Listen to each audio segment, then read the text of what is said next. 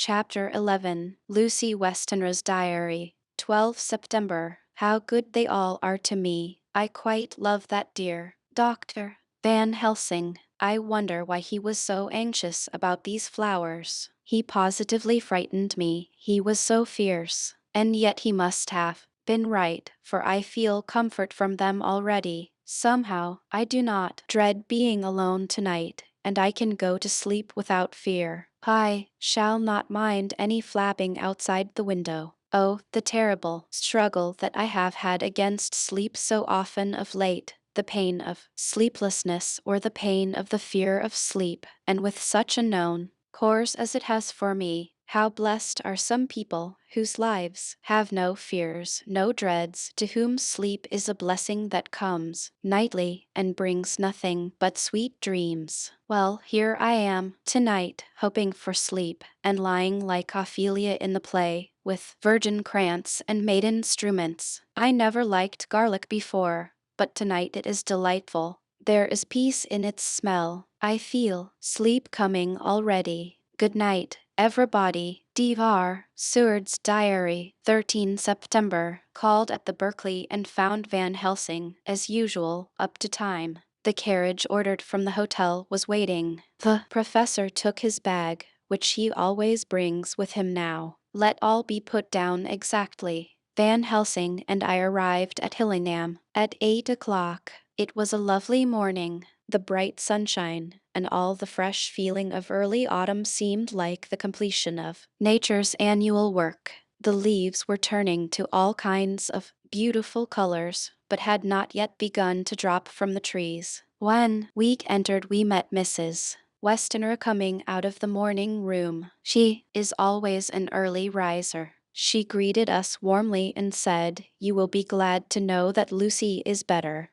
The dear child is still asleep." I looked into her room and saw her, but did not go in, lest I should disturb her. The professor smiled and looked quite jubilant. He rubbed his hands together and said, "Aha, I thought I had diagnosed the case. My treatment is working." To which she replied, "You must not take all the credit to yourself, doctor. Lucy's state this morning is due in part to me." "How do you mean, ma'am?" asked the professor. "Well, I was anxious about the dear child in the night, and went into her room. She was sleeping soundly, so soundly that evening my coming did not wake her, but the room was awfully stuffy. There were a lot of those horrible, strong-smelling flowers about everywhere, and she had actually a bunch of them round her neck. I feared that the heavy odor would be too much for the dear child in her weak state, so I took them all away and opened a bit of the window to let in a little fresh air.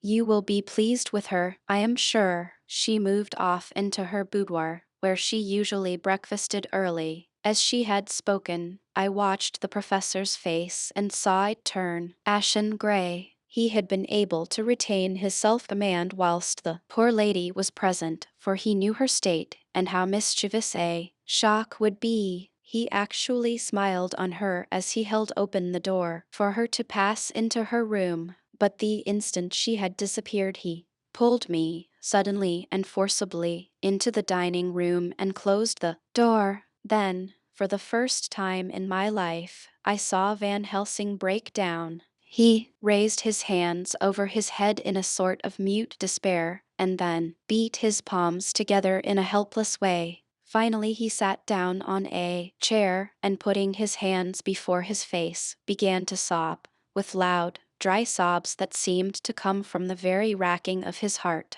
Then he raised his arms again, as though appealing to the whole universe. "God, God, God," he said, "what have we done? What has this poor thing done, that we are so sore beset? Is there fate amongst us still sent down from the pagan world of old, that such things must be, and in such way? This poor mother, all unknowing, and all for the best as she think, does such thing as lose her daughter, body and soul, and we must not tell her, we must not evening warn her, or she die, then both die. Oh, how we are beset! How are all the powers of the devils against us? Suddenly he jumped to his feet. "Come," he said, "come, we must see and act.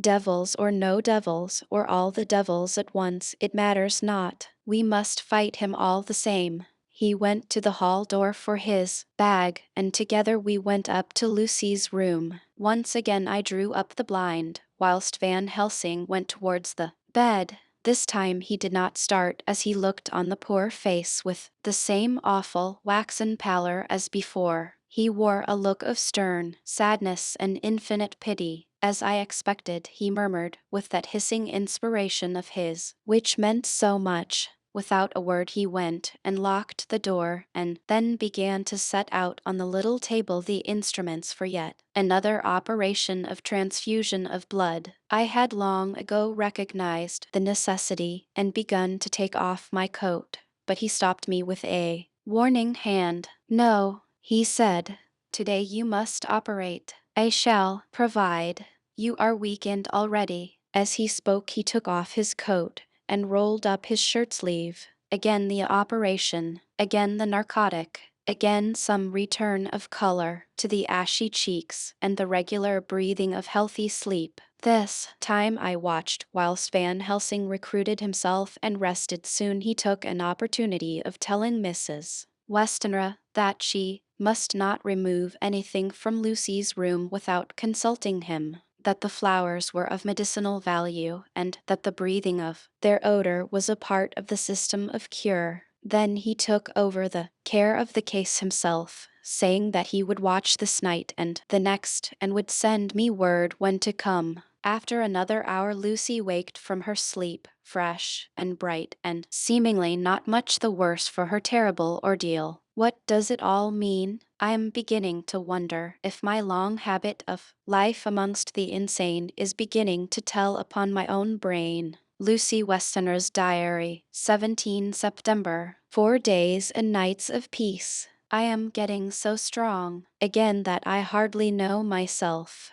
It is as if I had passed through some long nightmare and had just awakened to see the beautiful sunshine and feel the fresh air of the morning around me. I have a dim half-remembrance of long, anxious times of waiting and fearing, darkness in which there was not even the pain of hope to make present distress more poignant, and then long spells of oblivion and the rising back to life as a diver coming up through a great press of water. Since, however, Dr. Van Helsing has been with me, all this bad dreaming seems to have passed away. The noises that used to frighten me out of my wits, the flapping against the windows, the distant voices which seemed so close to me, the harsh sounds that came from I know not where and commanded me to do I know not what, have all ceased. I go to bed now without any fear of sleep. I do not evening try to keep awake. I have grown quite fond of the garlic, and a boxful arrives for me every day from Haarlem. Tonight Dr.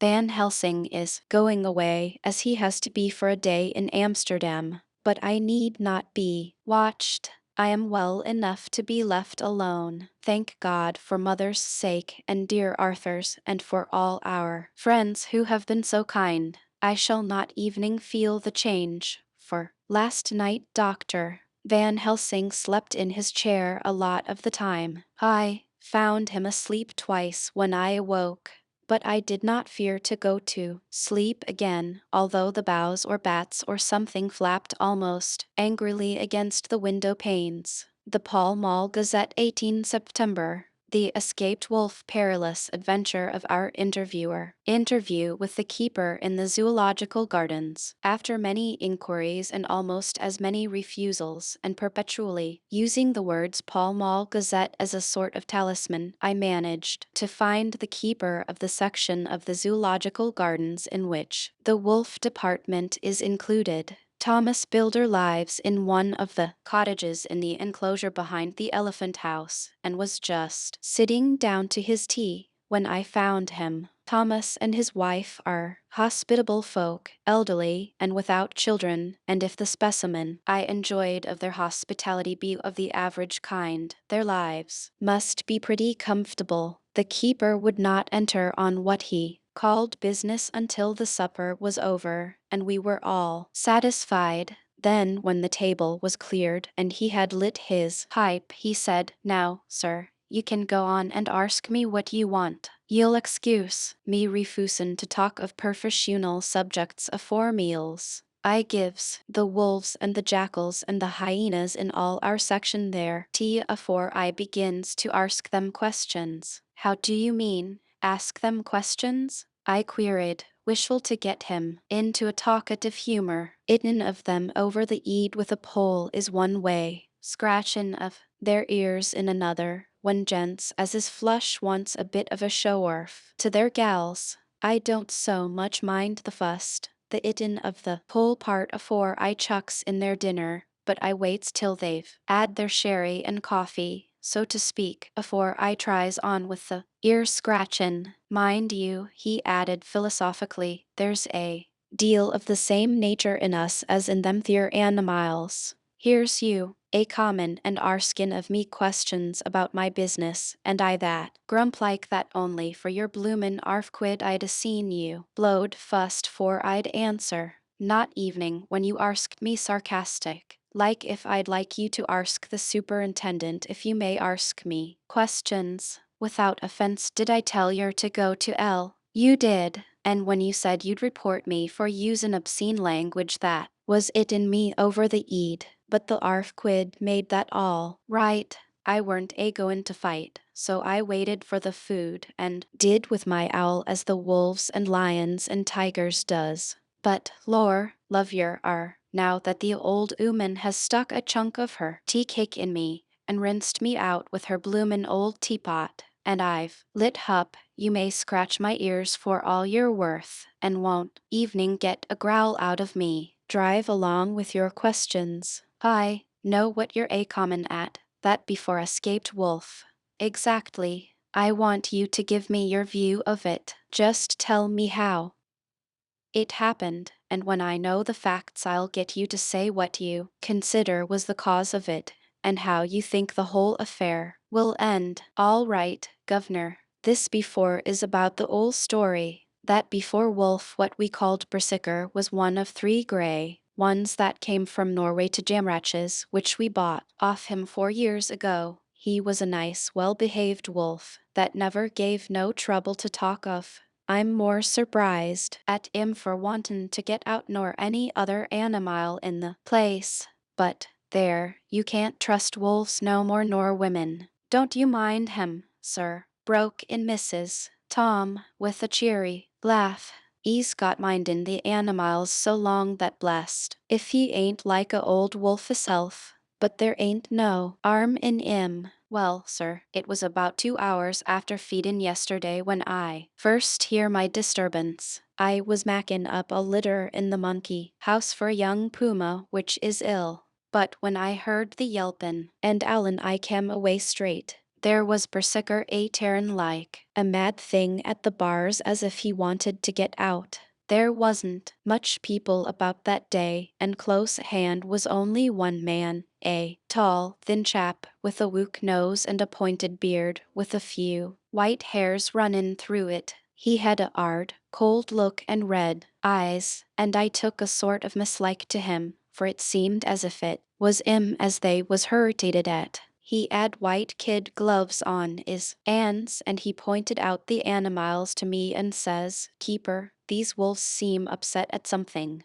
'Maybe it's you,' says I, for I did not like the airs as he give hisself. He didn't get angry, as I oped he would, but he smiled a kind of insolent smile with a mouth full of white, sharp teeth. 'Oh no, they wouldn't like me,' 'e says. 'Oh yes, they would,' says I, imitatin' of him. 'They always like a bone or two to clean their tests on about tea time, which you as a bagful.' Well, it was a odd thing, but when the animals see us a-talkin' they lay down, and when I went over to Berserker, he let me stroke his ears same as ever. That there man came over and blessed but if he didn't put in his hand and stroke the old wolf's ears too. 'Take care,' says I. 'Berserker is quick.' 'Never mind,' he says. 'I'm used to 'em. Are you in the business yourself?' I says, taking off my at for a man what trades in wolves answer is a good friend to keepers.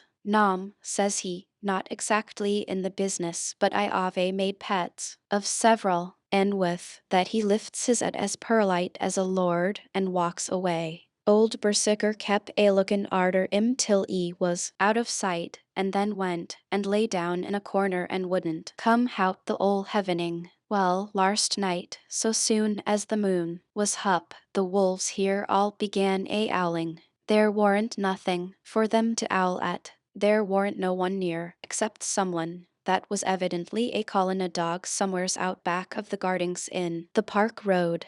Once or twice I went out to see that all was right, and it was, and then the owling stopped. Just before 12 o'clock I just took a look round afore turnin' in, and bust me, but when I came opposite to old Berserker's cage I see the rails broken and twisted about and the cage empty, and that's all I know for certain. Did anyone else see anything? One of our gardeners was comin' 'ome about that time from Armony, when he sees a big grey dog comin' out through the garden edges, at least. So he says, but I don't give much for it myself, for if he did, he never said a word about it to his missus when he got 'ome, and it was only after the escape of the wolf was made known, and we had been up all night a huntin' of the park for Berserker, that he remembered seeing anything. My own belief was that the Armony 'ad got into his ead. Now, Mr.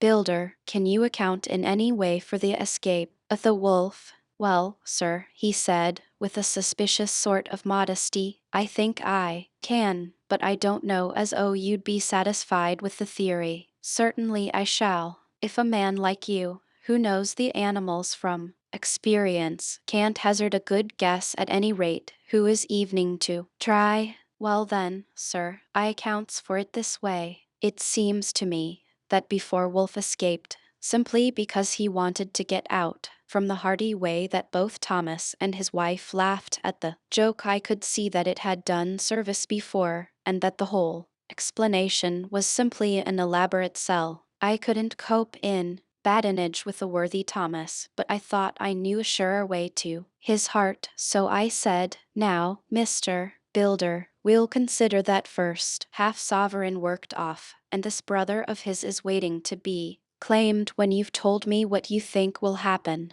Right yere, sir, he said briskly. Ye'll excuse me, I know, for chaffin' of ye, but the old woman here winked at me, which was as much as telling me to go on. Well, I never, said the old lady. My opinion is this, that before Wolf is idden of somewheres, the gardener what didn't remember said he was a gallopin' northward, faster than a horse could go, but I don't believe him, for, yer see, sir, wolves don't gallop no more nor dogs does, they not bane built that way. Wolves is fine things in a storybook, and I dessay when they gets in packs and does be chivy in somethin' that's more afeard than they is, they can make a devil of a noise and chop it up, whatever it is. But, lor bless you, in real life a wolf is only a low creature, not half so clever or bold as a good dog, and not half a quarter so much fight in 'im. This one ain't been used to fightin' or evening to providin' for hisself,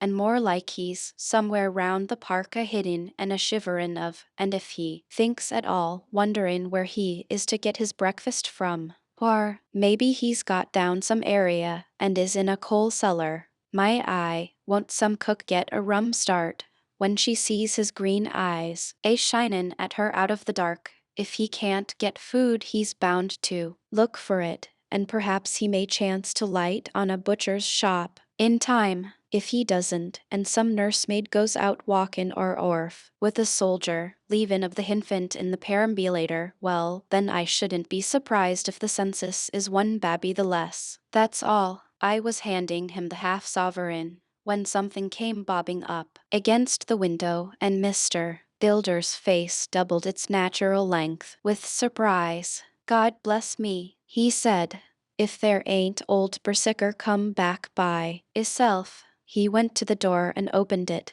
a most unnecessary proceeding it seemed to me. I have always thought that a wild animal never looks so well as when some obstacle of pronounced durability is between. Thus, a personal experience has intensified rather than diminished that idea. After all, however, there is nothing like custom, for neither builder nor his wife thought any more of the wolf than I should of a dog. The animal itself was as peaceful and well-behaved as that father of all picture wolves, Red Riding Hood's quondam friend, whilst moving her confidence in masquerade. The whole scene was an unutterable mixture of comedy and pathos. The wicked wolf that for half a day had paralyzed London and set all the children in town shivering in their shoes was there in a sort of penitent mood, and was received and petted like a sort of vulpine prodigal son. Old Builder examined him all over with most tender solicitude, and when he had finished with his penitent, said, "There, I knew the poor old chap would get into some kind of trouble. Didn't I say it all along? Here's his head all cut and full of broken glass.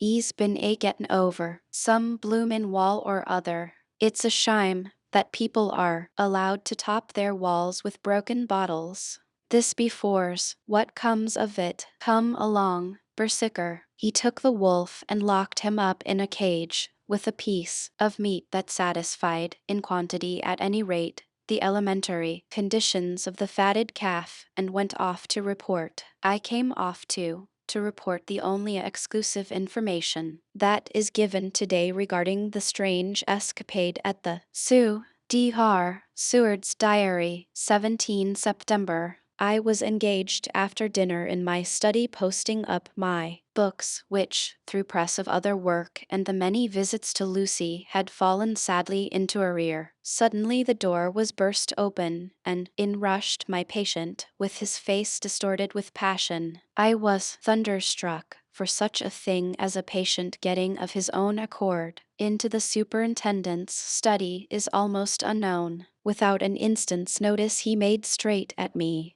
He had a dinner knife in his hand, and as I saw he was dangerous, I tried to keep the table between us. He was too quick and too strong for me, however, for before I could get my balance he had struck at me and cut my left wrist rather severely. Before he could strike again, however, I got in my right hand and he was sprawling on his back on the floor. My wrist bled freely, and quite a little pool trickled onto the carpet. I saw that my friend was not intent on further effort, and occupied myself binding up my wrist, keeping a wary eye on the prostrate figure all the time. When the attendants rushed in and we turned our attention to him, his employment positively sickened me. He was lying on his belly on the floor, licking up, like a dog, the blood which had fallen from my wounded wrist. He was easily secured, and to my surprise went with the attendants quite placidly, simply repeating over and over again, "The blood is the life. The blood is the life. I cannot afford to lose blood just at present. I have lost too much of late for my physical good, and then the prolonged strain of Lucy's illness and its horrible phases is telling on me. I am overexcited and weary, and I need rest, rest, rest. Happily Van Helsing has not summoned me, so I need not forgo my sleep. Tonight I could not well do without it. Telegram. Van Helsing, Antwerp, to Seward, Carfax. Sent to Carfax, Sussex, as no county given. Delivered late, by 22 hours. 17 September. Do not fail to be at Hillingham tonight. If not watching all the time, frequently visit and see that flowers are as placed. Very important. Do not fail. Shall be with you as soon as possible after arrival. D.R. Seward's Diary, 18 September. Just off train to London.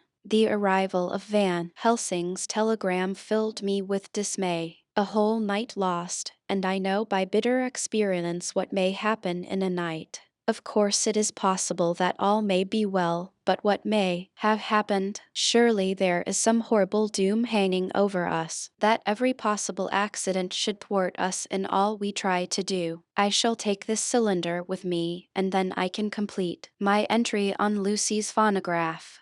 Memorandum left by Lucy Westenra, 17 September, night. I write this and leave it to be seen, so that no one may by any chance get into trouble through me. This is an exact record of what took place tonight. I feel I am dying of weakness, and have barely strength to write, but it must be done if I die in the doing. I went to bed as usual, taking care that the flowers were placed as Dr. Van Helsing directed, and soon fell asleep. I was waked by the flapping at the window, which had begun after that sleepwalking on the cliff at Whitby when Mina saved me, and which now I know so well. I was not afraid, but I did wish that Dr. Seward was in the next room, as Dr. Van Helsing said he would be, so that I may have called him. I tried to sleep, but I could not. Then there came to me the old fear of sleep, and I determined to keep awake. Perversely, sleep would try to come then, when I did not want it. So, as I feared to be alone, I opened my door and called out, "Is there anybody there?"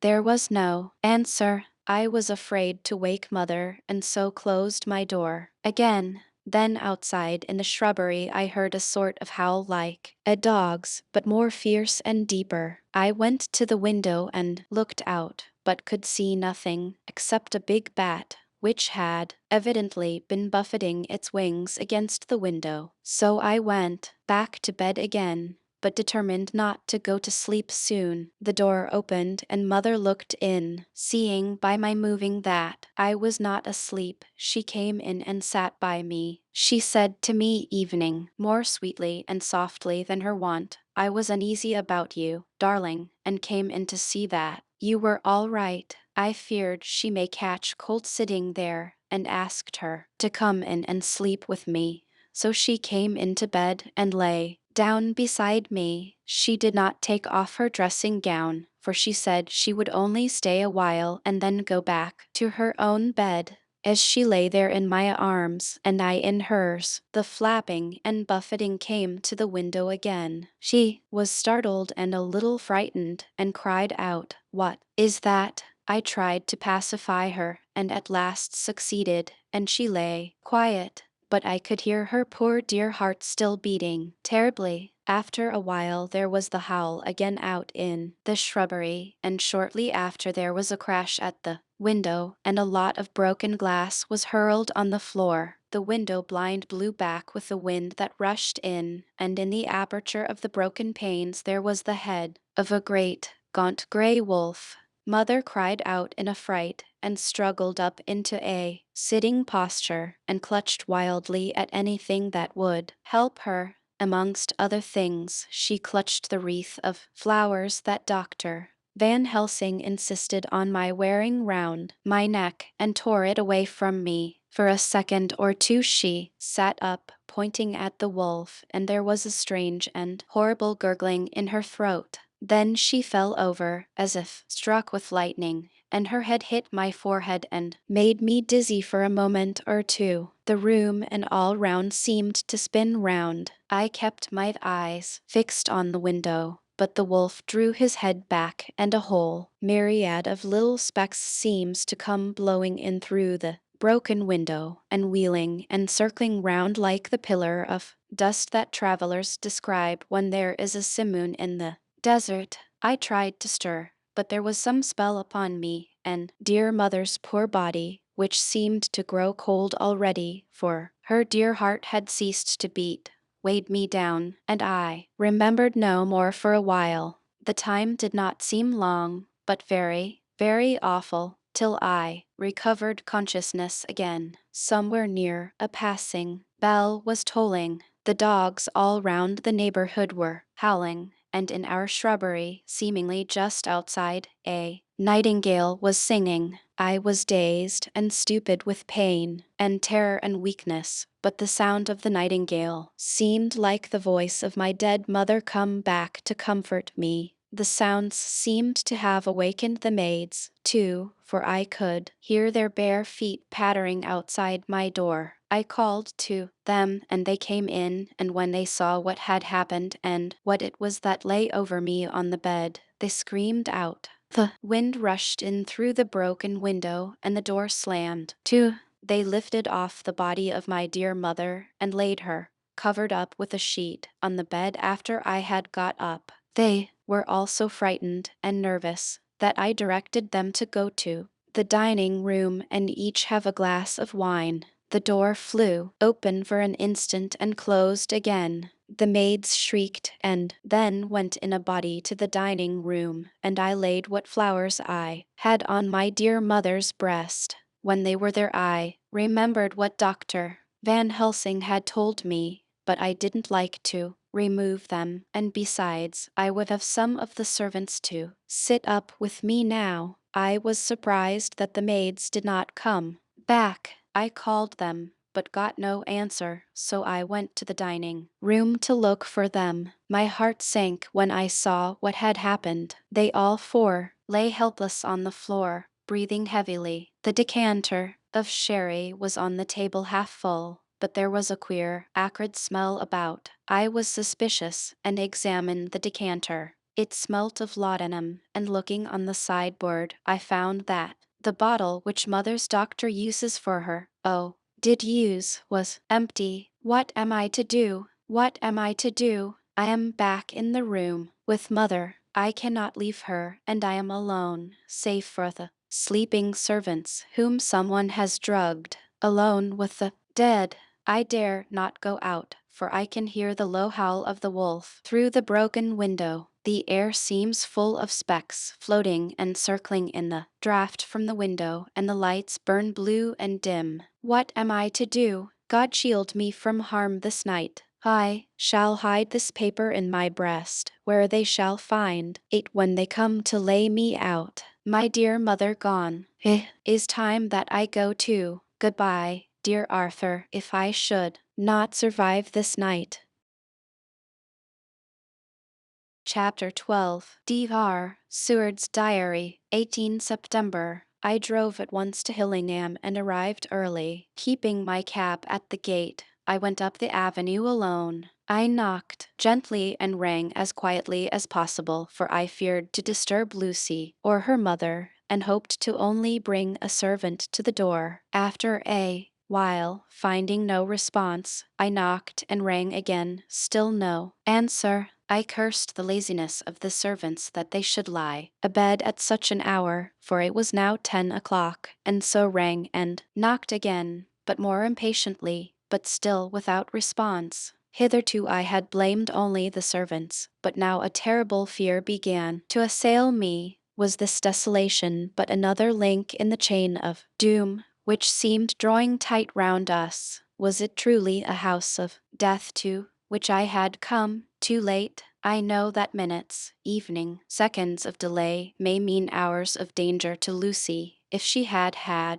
again one of those frightful relapses, and I went round the house to try if I could find by chance an entry anywhere, I could find no means of ingress. Every window and door was fastened and locked, and I returned baffled to the porch. As I did so, I heard the rapid pit-pat of a swiftly driven horse's feet. They stopped at the gate, and a few seconds later I met Van Helsing running up the avenue. When he saw me, he gasped out, "Then it was you, and just arrived. How is she? Are we too late? Did you not get my telegram?" I answered as quickly and coherently as I could that I had only got his telegram early in the morning, and had not a minute in coming here, and that I could not make any one in the house hear me. He paused and raised his hat as he said solemnly, "Then I fear we are too late. God's will be done." With his usual recuperative energy, he went on, "Come. If there be no way open to get in, we must make one. Time is all in all to us now. We went round to the back of the house, where there was a kitchen window. The professor took a small surgical saw from his case and, handing it to me, pointed to the iron bars which guarded the window. I attacked them at once and had very soon cut through 3 of them. Then, with a long, thin knife, we pushed back the fastening of the sashes and opened the window. I helped the professor in and followed him.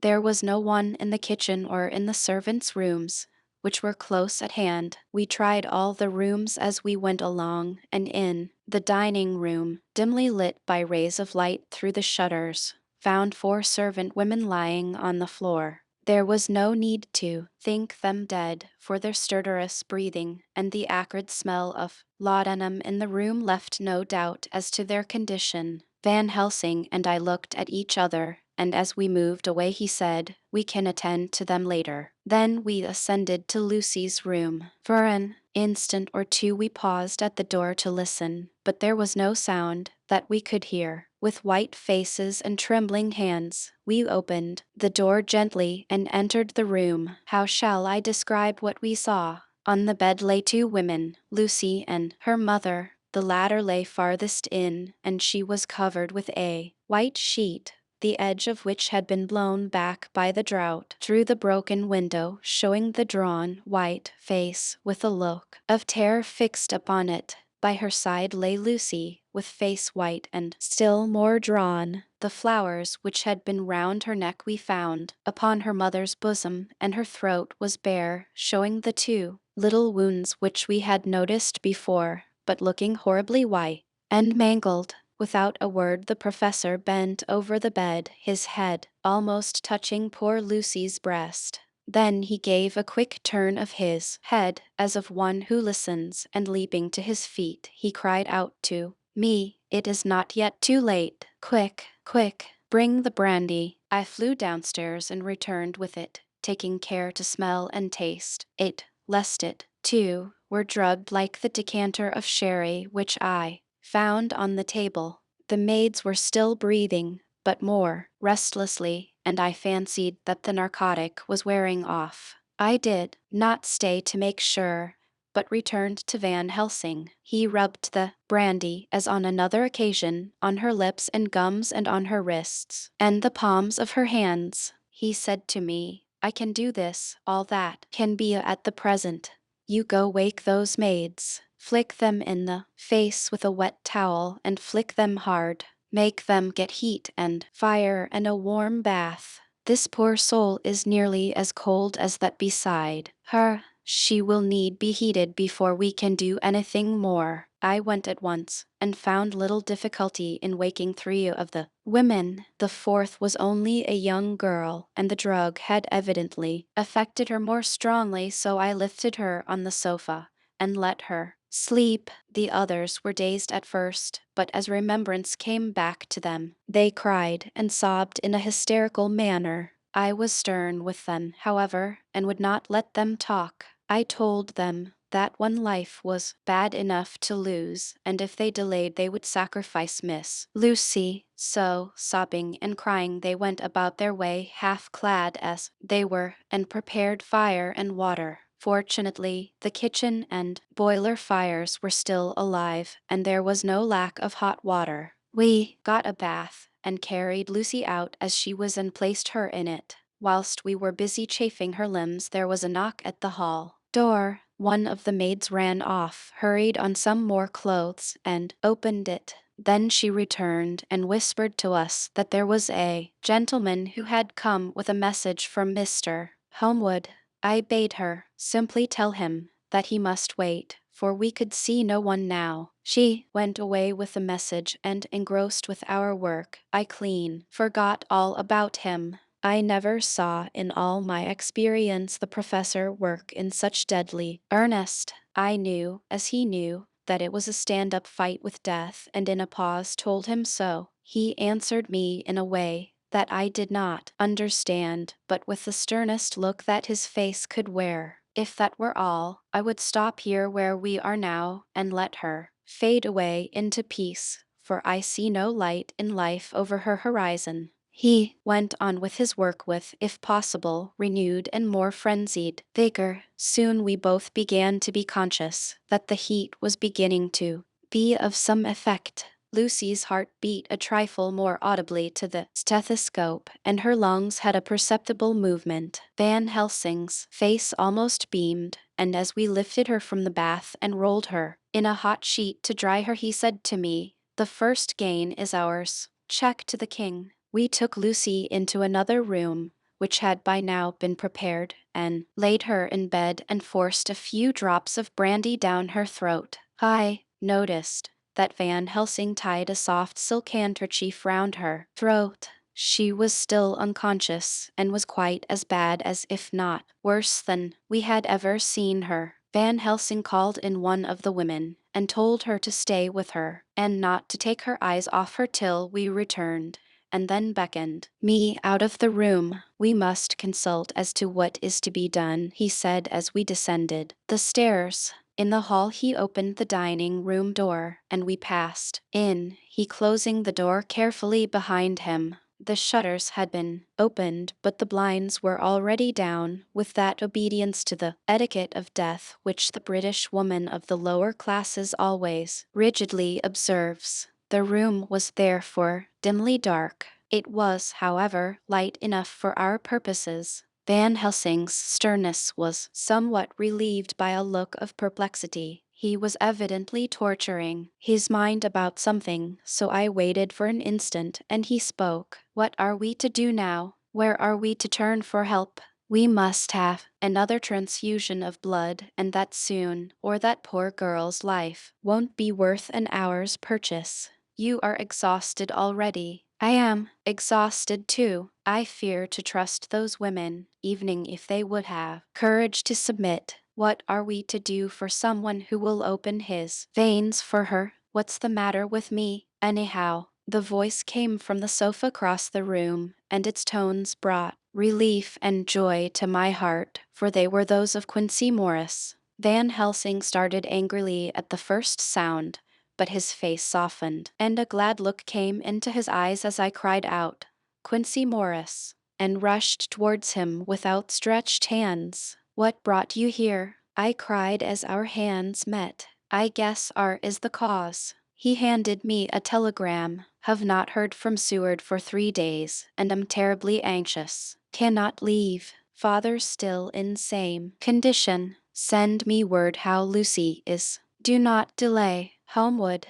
I think I came just in the nick of time. "You know you have only to tell me what to do." Van Helsing strode forward and took his hand, looking him straight in the eyes as he said, "A brave man's blood is the best thing on this earth when a woman is in trouble. You're a man and no mistake. Well, the devil may work against us for all he's worth, but God sends us men when we want them." Once again we went through that ghastly operation. I have not the heart to go through with the details. Lucy had got a terrible shock, and it told on her more than before, for though plenty of blood went into her veins, her body did not respond to the treatment as well as on the other occasions. Her struggle back into life was something frightful to see and hear. However, the action of both heart and lungs improved, and Van Helsing made a subcutaneous injection of morphia as before, and with good effect. Her faint became a profound slumber.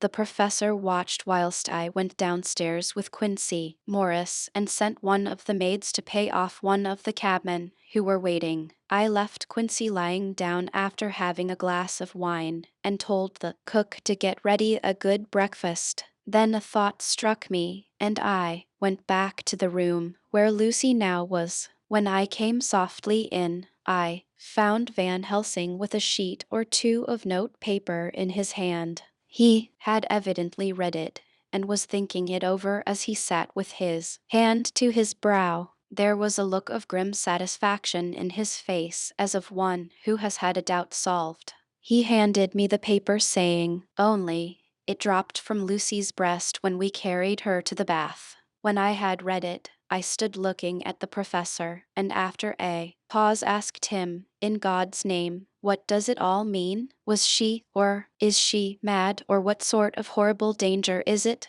I was so bewildered that I did not know what to say more. Van Helsing put out his hand and took the paper, saying, "Do not trouble about it now. Forget it for the present. You shall know and understand it all in good time, but it will be later. And now what is it that you came to me to say?" This brought me back to fact, and I was all myself again. I came to speak about the certificate of death. If we do not act properly and wisely, there may be an inquest, and that paper would have to be produced. I am in hopes that we need have no inquest, for, if we had it, would surely kill poor Lucy, if nothing else did. I know, and you know, and the other doctor who attended her knows, that Mrs. Westenra had disease of the heart, and we can certify that she died of it. Let us fill up the certificate at once, and I shall take it myself to the registrar and go on to the undertaker. Good, oh my friend John, well thought of. Truly Miss Lucy, if she be sad in the foes that beset her, is at least happy in the friends that love her. 1, 2, 3, all open their veins for her, besides one old man. Ah, yes, I know, friend John. I am not blind. I love you all the more for it. Now go. In the hall I met Quincy Morris, with a telegram for Arthur telling him that Mrs. Westenra was dead, that Lucy also had been ill but was now going on better, and that Van Helsing and I were with her. I told him where I was going, and he hurried me out, but as I was going said, "When you come back, Jack, may I have 2 words with you all to ourselves?" I nodded in reply and went out.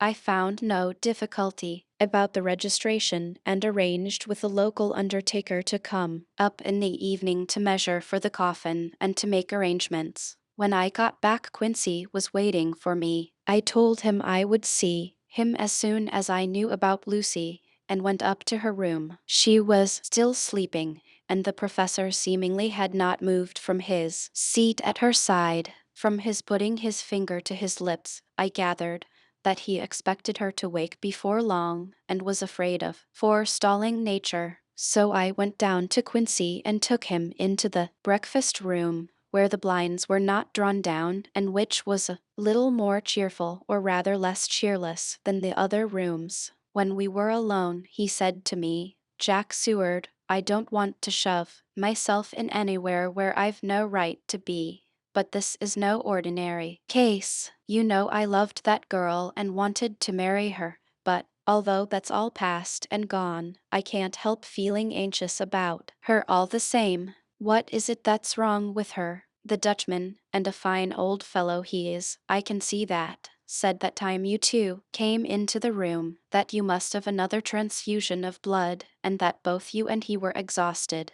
Now I know well that you medical men speak in camera, and that a man must not expect to know what they consult about in private. But this is no common matter, and whatever it is, I have done my part. Is not that so?" "That's so," I said, and he went on. "I take it that both you and Van Helsing had done already what I did today. Is not that so?" "That's so, and I guess R was in it too. When I saw him 4 days ago down at his own place he looked queer. I have not seen anything pulled down so quick since I was on the pampas and had a mare that I was fond of go to grass all in a night. One of those big bats that they call vampires had got at her in the night, and what with his gorge and the vein left open, there wasn't enough blood in her to let her stand up, and I had to put a bullet through her as she lay. Jack, if you may tell me without betraying confidence, Arthur was the first, is not that so?" As he spoke, the poor fellow looked terribly anxious. He was in a torture of suspense regarding the woman he loved, and his utter ignorance of the terrible mystery which seemed to surround her intensified his pain. His very heart was bleeding, and it took all the manhood of him, and there was a royal lot of it, too, to keep him from breaking down. I paused before answering, for I felt that I must not betray anything which the professor wished kept secret. But already he knew so much and guessed so much that there could be no reason for not answering, so I answered in the same phrase. That's so. And how long has this been going on? About 10 days. 10 days. Then I guess Jack Seward, that poor pretty creature that we all love has had put into her veins within that time the blood of 4 strong men. Man alive, her whole body wouldn't hold it. Then, coming close to me, he spoke in a fierce half-whisper. What took it out? I shook my head. That, I said, is the crux. Van Helsing is simply frantic about it, and I am at my wits' end. I can't even hazard a guess. There has been a series of little circumstances which have thrown out all our calculations as to Lucy being properly watched, but these shall not occur again. Here we stay until all be well, or ill. Quincy held out his hand. Count me in, he said.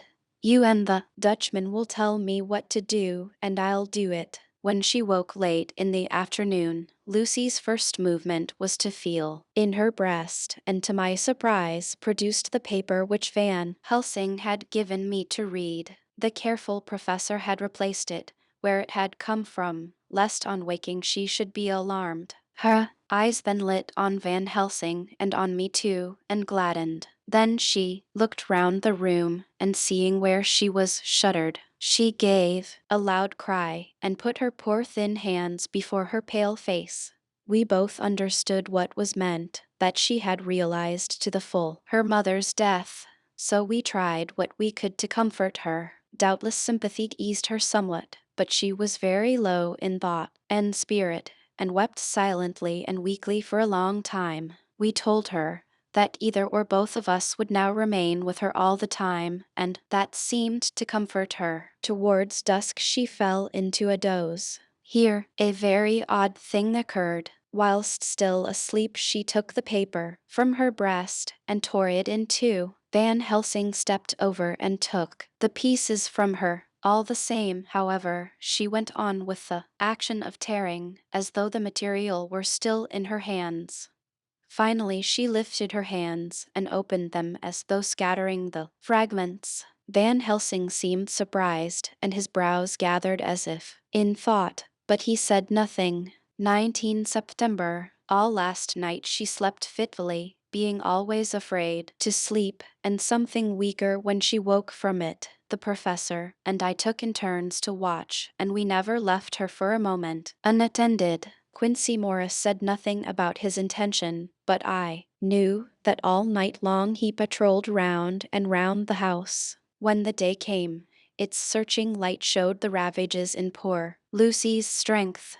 She was hardly able to turn her head, and the little nourishment which she could take seemed to do her no good. At times she slept, and both Van Helsing and I noticed the difference in her between sleeping and waking. Whilst asleep she looked stronger, although more haggard, and her breathing was softer. Her open mouth showed the pale gums drawn back from the teeth, which looked positively longer and sharper than usual. When she woke, the softness of her eyes evidently changed the expression, for she looked her own self, although a dying one. In the afternoon she asked for Arthur, and we telegraphed for him. Quincy went off to meet him at the station. When he arrived it was nearly 6 o'clock, and the sun was setting, full and warm, and the red light streamed in through the window and gave more color to the pale cheeks. When he saw her, Arthur was simply choking with emotion, and none of us could speak. In the hours that had passed, the fits of sleep or the comatose condition that passed for it had grown more frequent, so that the pauses when conversation was possible were shortened. Arthur's presence, however, seemed to act as a stimulant. She rallied a little and spoke to him more brightly than she had done since we arrived. He too pulled himself together and spoke as cheerily as he could, so that the best was made of everything. It is now nearly 1 o'clock, and he and Van Helsing are sitting with her. I am to relieve them in a quarter of an hour, and I am entering this on Lucy's phonograph. Until 6 o'clock they are to try to rest. I fear that tomorrow will end our watching, for the shock has been too great. The poor child cannot rally. God help us all. Letter Mina Harker to Lucy Westenra, unopened by her. 17 September. My dearest Lucy, it seems an age since I heard from you, or truly since I wrote. You will pardon me, I know, for all my faults when you have read all my budget of news. Well, I got my husband back, all right. When we arrived at Exeter there was a carriage waiting for us, and in it, though he had an attack of gout, Mr. Hawkins, he took us to his house, where there were rooms for us, all nice and comfortable, and we dined together. After dinner, Mr. Hawkins said, "My dears, I want to drink your health and prosperity, and may every blessing attend you both. I know you both from children, and have, with love and pride, seen you grow up. Now I want you to make your home here with me. I have left to me neither chick nor child. All are gone, and in my will I have left you everything." I cried, "Lucy dear," as Jonathan and the old man clasped hands. Our evening was a very, very happy one. So here we are, installed in this beautiful old house, and from both my bedroom and the drawing room I can see the great elms of the cathedral close, with their great black stems standing out against the old yellow stone of the cathedral, and I can hear the rooks overhead cawing and chattering and gossiping all day, after the manner of rooks and humans. I am busy, I need not tell you, arranging things and housekeeping. Jonathan and Mr. Hawkins are busy all day, for now that Jonathan is a partner, Mr. Hawkins wants to tell him all about the clients. How is your dear mother getting on?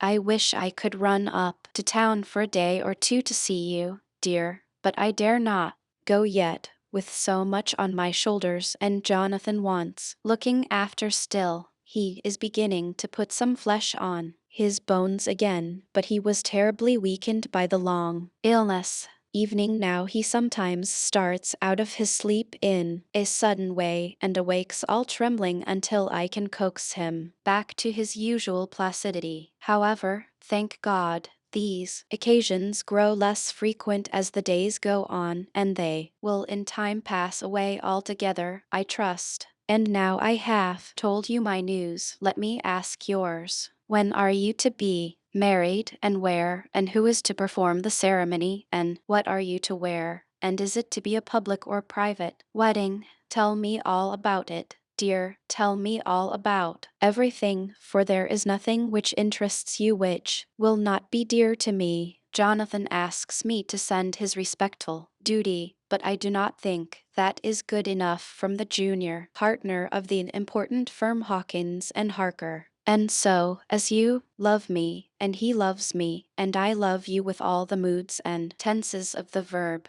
I send you simply his love instead. Goodbye, my dearest Lucy, and blessings on you. Yours, Mina Harker. Report from Patrick Hennessy, MD, MRCSLK, QCPI, etc., etc., to John Seward, MD. 20 September. My dear sir, in accordance with your wishes, I enclose report of the conditions of everything left in my charge. With regard to patient Renfield, there is more to say. He has had another outbreak, which may have had a dreadful ending, but which, as it fortunately happened, was unattended with any unhappy results. This afternoon a carrier's cart with 2 men made a call at the empty house whose grounds abut on ours, the house to which, you will remember, the patient twice ran away. The men stopped at our gate to ask the porter their way, as they were strangers. I was myself looking out of the study window, having a smoke after dinner, and saw one of them come up to the house. As he passed the window of Renfield's room, the patient began to rate him from within, and called him all the foul names he could lay his tongue to. The man, who seemed a decent fellow enough, contented himself by telling him to shut up for a foul-mouthed beggar, whereon our man accused him of robbing him and wanting to murder him, and said that he would hinder him if he were to swing for it. I opened the window and signed to the man not to notice, so he contented himself after looking the place over and making up his mind as to what kind of place he had got to by, saying, "Lor, bless yer, sir, I wouldn't mind what was said to me in a bloomin' madhouse. I pity ye and the governor for havin' to live in the house with a wild beast like that." Then he asked his way civilly enough, and I told him where the gate of the empty house was. He went away followed by threats and curses and revilings from our man. I went down to see if I could make out any cause for his anger, since he is usually such a well-behaved man, and except his violent fits nothing of the kind had ever occurred. I found him, to my astonishment, quite composed and most genial in his manner. I tried to get him to talk of the incident, but he blandly asked me questions as to what I meant, and led me to believe that he was completely oblivious of the affair. It was, I am sorry to say, however, only another instance of his cunning, for within half an hour I heard of him again. This time he had broken out through the window of his room, and was running down the avenue. I called to the attendants to follow me, and ran after him, for I feared he was intent on some mischief. My fear was justified when I saw the same cart which had passed before coming down the road, having on it some great wooden boxes. The men were wiping their foreheads and were flushed in the face as if with violent exercise. Before I could get up to him, the patient rushed at them and, pulling one of them off the cart, began to knock his head against the ground. If I had not seized him just at the moment, I believe he would have killed the man there and then. The other fellow jumped down and struck him over the head with the butt end of his heavy whip. It was a horrible blow, but he did not seem to mind it, but seized him also and struggled with the three of us, pulling us to and fro as if we were kittens. You know I am no lightweight, and the others were both burly men. At first he was silent in his fighting, but as we began to master him, and the attendants were putting a strait waistcoat on him, he began to shout, "I'll frustrate them. They shan't rob me. They shan't murder me by inches. I'll fight for my lord and master," and all sorts of similar incoherent ravings. It was with very considerable difficulty that they got him back to the house and put him in the padded room. One of the attendants, Hardy, had a finger broken. However, I set it all right, and he is going on well. The two carriers were at first loud in their threats of actions for damages and promised to rain all the penalties of the law on us. Their threats were, however, mingled with some sort of indirect apology for the defeat of the two of them by a feeble madman. They said that if it had not been for the way their strength had been spent in carrying and raising the heavy boxes to the cart, they would have made short work of him. They gave as another reason for their defeat the extraordinary state of drouth to which they had been reduced by the dusty nature of their occupation and the reprehensible distance from the scene of their labors of any place of public entertainment. I quite understood their drift, and after a stiff glass of strong grog, or rather more of the same, and with each a sovereign in hand, they made light of the attack and swore that they would encounter a worse madman any day for the pleasure of meeting so bloomin' good a bloke as your correspondent. I took their names and addresses in case they may be needed. They are as follows: Jack Smollett of Dudding's Rents, King George's Road, Great Walworth, and Thomas Snelling, Peter Farley's Row, Guide Court, Bethnal Green. They are both in the employment of Harris and Sons Moving and Shipment Company, Orange Masters Yard, Soho. I shall report to you any matter of interest occurring here,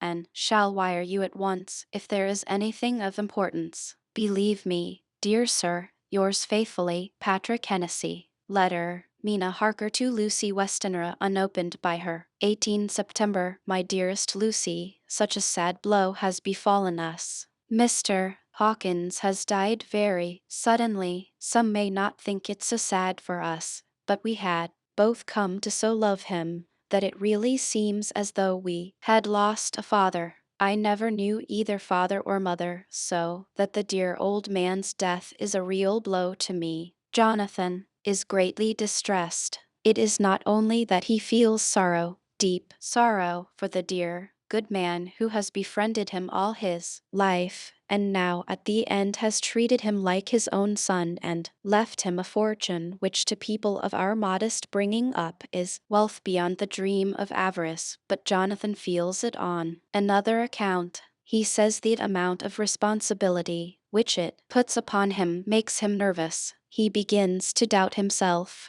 I try to cheer him up, and my belief in him helps him to have a belief in himself.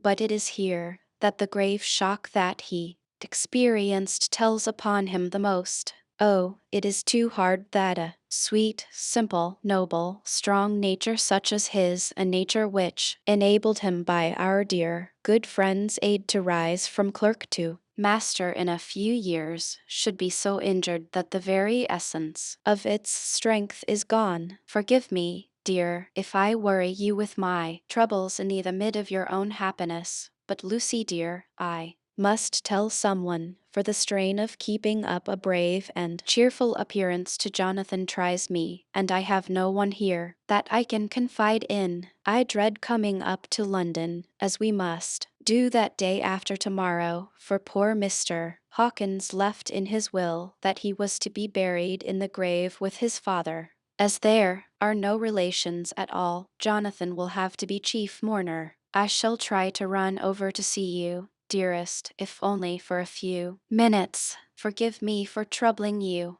With all blessings, your loving Mina Harker, Dr. Seward's Diary, 20 September. Only resolution and habit can let me make an entry. Tonight, I am too miserable, too low-spirited, too sick of the world, and all in it, including life itself, that I would not care if I heard, this moment, the flapping of the wings of the angel of death. And he has been flapping those grim wings to some purpose of late, Lucy's mother and Arthur's father, and now, let me get on with my work. I duly relieved Van Helsing in his watch over Lucy. We wanted Arthur to go to rest also, but he refused at first. It was only when I told him that we should want him to help us during the day, and that we must not all break down for want of rest, lest Lucy should suffer, that he agreed to go. Van Helsing was very kind to him. Come, my child, he said. Come with me. You are sick and weak, and have had much sorrow and much mental pain, as well as that tax on your strength that we know of. You must not be alone, for to be alone is to be full of fears and alarms. Come to the drawing room, where there is a big fire, and there are 2 sofas. You shall lie on one and I on the other, and our sympathy will be comfort to each other, evening though we do not speak, and evening if we sleep. Arthur went off with him, casting back a longing look on Lucy's face, which lay in her pillow, almost wider than the lawn. She lay quite still, and I looked around the room to see that all was as it should be. I could see that the professor had carried out in this room, as in the other, his purpose of using the garlic. The whole of the window sashes reeked with it, and round Lucy's neck, over the silk handkerchief which Van Helsing made her keep on,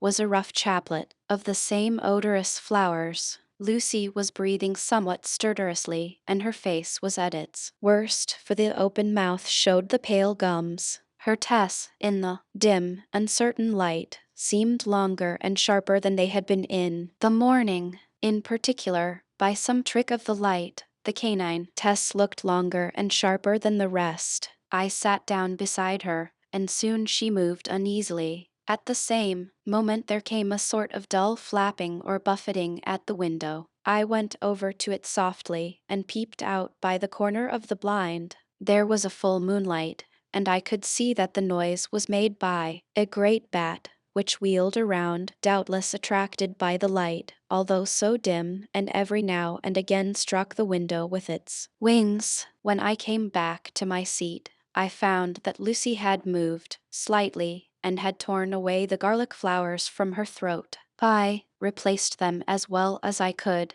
and sat watching her. Soon she woke, and I gave her food, as Van Helsing had prescribed. She took but a little, and that languidly. There did not seem to be with her now the unconscious struggle for life and strength that had hitherto so marked her illness. It struck me as curious that, the moment she became conscious, she pressed the garlic flowers close to her. It was certainly odd that whenever she got into that lethargic state, with the stertorous breathing, she put the flowers from her, but that when she waked she clutched them close. There was no possibility of making any mistake about this, for in the long hours that followed, she had many spells of sleeping and waking and repeated both actions many times. At 6 o'clock Van Helsing came to relieve me. Arthur had then fallen into a doze, and he mercifully let him sleep on. When he saw Lucy's face I could hear the hissing and draw of breath, and he said to me in a sharp whisper, "Draw up the blind. I want light." Then he bent down, and, with his face almost touching Lucy's, examined her carefully. He removed the flowers and lifted the silk handkerchief from her throat. As he did so he started back, and I could hear his ejaculation, "Mein Gott," as it was smothered in his throat. I bent over and looked, too, and as I noticed some queer chill came over me. The wounds on the throat had absolutely disappeared. For fully 5 minutes Van Helsing stood looking at her, with his face at its sternest. Then he turned to me and said calmly, "She is dying. It will not be long now. It will be much difference, mark me, whether she dies conscious or in her sleep. Wake that poor boy, and let him come and see the last. He trusts us, and we have promised him." I went to the dining room and waked him. He was dazed for a moment, but when he saw the sunlight streaming in through the edges of the shutters he thought he was late, and expressed his fear. I assured him that Lucy was still asleep, but told him as gently as I could that both Van Helsing and I feared that the end was near. He covered his face with his hands and slid down on his knees by the sofa, where he remained perhaps a minute, with his head buried, praying, whilst his shoulders shook with grief. I took him by the hand and raised him up. "Come," I said, "my dear old fellow, summon all your fortitude. It will be best and easiest for her." When we came into Lucy's room I could see that Van Helsing had, with his usual forethought, been putting matters straight and making everything look as pleasing as possible. He had evening brushed Lucy's hair so that it lay on the pillow in its usual sunny ripples. When we came into the room she opened her eyes, and seeing him, whispered softly, "Arthur, oh, my love, I am so glad you have come." He was stooping to kiss her, when Van Helsing motioned him back. "No," he whispered, "not yet. Hold her hand, it will comfort her." So Arthur took her hand and knelt beside her, and she looked her best, with all the soft lines matching the angelic beauty of her eyes. Then, gradually her eyes closed and she sank to sleep. For a little bit, her breast heaved softly, and her breath came and went like a tired child's. And then, insensibly, there came the strange change which I had noticed in the night. Her breathing grew stertorous, the mouth opened, and the pale gums, drawn back, made the test look longer and sharper than ever. In a sort of sleep-waking, vague, unconscious way she opened her eyes, which were now dull and hard at once, and said in a soft, voluptuous voice, such as I had never heard from her lips, "Arthur, oh, my love, I am so glad you have come. Kiss me." Arthur bent eagerly over to kiss her, but at that instant Van Helsing, who, like me, had been startled by her voice, swooped upon him, and, catching him by the neck with both hands, dragged him back with a fury of strength which I never thought he could have possessed, and actually hurled him almost across the room. "Not on your life," he said, not for your living soul and hers. And he stood between them like a lion at bay. Arthur was so taken aback that he did not for a moment know what to do or say, and before any impulse of violence could seize him he realized the place and the occasion and stood silent, waiting. I kept my eyes fixed on Lucy, as did Van Helsing, and we saw a spasm, as of rage, flit like a shadow over her face. The sharp teeth clamped together. Then her eyes closed, and she breathed heavily. Very shortly after she opened her eyes in all their softness, and, putting out her poor, pale, thin hand, took Van Helsing's great brown one. Drawing it close to her, she kissed it. "My true friend," she said, in a faint voice, but with untellable pathos, "my true friend, and his. Oh, guard him, and give me peace. I swear it," he said solemnly, kneeling beside her and holding up his hand as one who registers an oath. Then he turned to Arthur and said to him, "Come, my child, take her hand in yours, and kiss her on the forehead, and only once." Their eyes met instead of their lips, and so they parted. Lucy's eyes closed, and Van Helsing, who had been watching closely, took Arthur's arm and drew him away. And then Lucy's breathing became stertorous again, and all at once it ceased. "It is all over," said Van Helsing. "She is dead." I took Arthur by the arm and led him away to the drawing room, where he sat down and covered his face with his hands, sobbing in a way that nearly broke me down to see. I went back to the room and found Van Helsing looking at poor Lucy, and his face was sterner than ever. Some change had come over her body. Death had given back part of her beauty, for her brow and cheeks had recovered some of their flowing lines, evening the lips had lost their deadly pallor. It was as if the blood, no longer needed for the working of the heart, had gone to make the harshness of death as little rude as may be. We thought her dying whilst she slept, and sleeping when she died. I stood beside Van Helsing and said, "Ah well, poor girl, there is peace for her at last. It is the end." He turned to me and said with grave solemnity, "Not so, alas, not so. It is only the beginning." When I asked him what he meant, he only shook his head and answered, "We can do nothing as yet." Chapter 13. D.R. Seward's Diary, Cont. The funeral was arranged for the next succeeding day, so that Lucy and her mother may be buried together. I attended to all the ghastly formalities, and the urbane undertaker proved that his staff was afflicted or blessed with something of his own obsequious suavity. Evening, the woman who performed the last offices for the dead remarked to me, in a confidential, brother professional way, when she had come out from the death chamber, "She makes a very beautiful corpse, sir. It's quite a privilege to attend on her. It's not too much to say that she will do credit to our establishment." I noticed that Van Helsing never kept far away. This was possible from the disordered state of things in the household. There were no relatives at hand, and as Arthur had to be back the next day to attend at his father's funeral, we were unable to notify anyone who should have been bidden. Under the circumstances, Van Helsing and I took it upon ourselves to examine papers, etc. He insisted upon looking over Lucy's papers himself. I asked him why, for I feared that he, being a foreigner, may not be quite aware of English legal requirements, and so may in ignorance make some unnecessary trouble. He answered me, I know, you forget that I am a lawyer as well as a doctor, but this is not altogether for the law. You knew that when you avoided the coroner. I have more than him to avoid.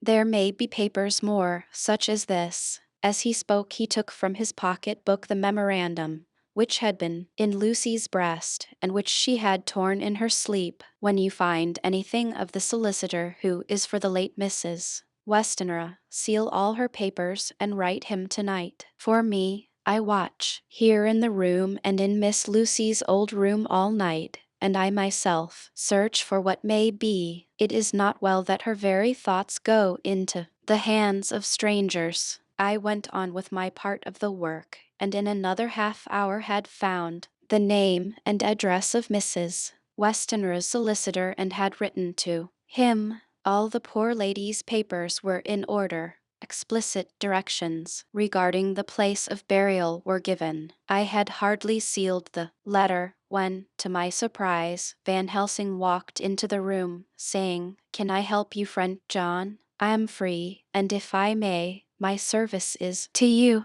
"Have you got what you looked for?" I asked, to which he replied, "I did not look for any specific thing. I only hoped to find, and find I have, all that there was, only some letters, and a few memoranda, and a diary new begun. But I have them here, and we shall for the present say nothing of them. I shall see that poor lad tomorrow evening, and with his sanction I shall use some." When we had finished the work in hand, he said to me, "And now, friend John, I think we may to bed. We want sleep, both you and I, and rest, to recuperate. Tomorrow we shall have much to do, but for the tonight, there is no need of us." Alas! Before turning in we went to look at poor Lucy. The undertaker had certainly done his work well, for the room was turned into a small chapel ardent. There was a wilderness of beautiful white flowers, and death was made as little repulsive as may be. The end of the winding sheet was laid over the face.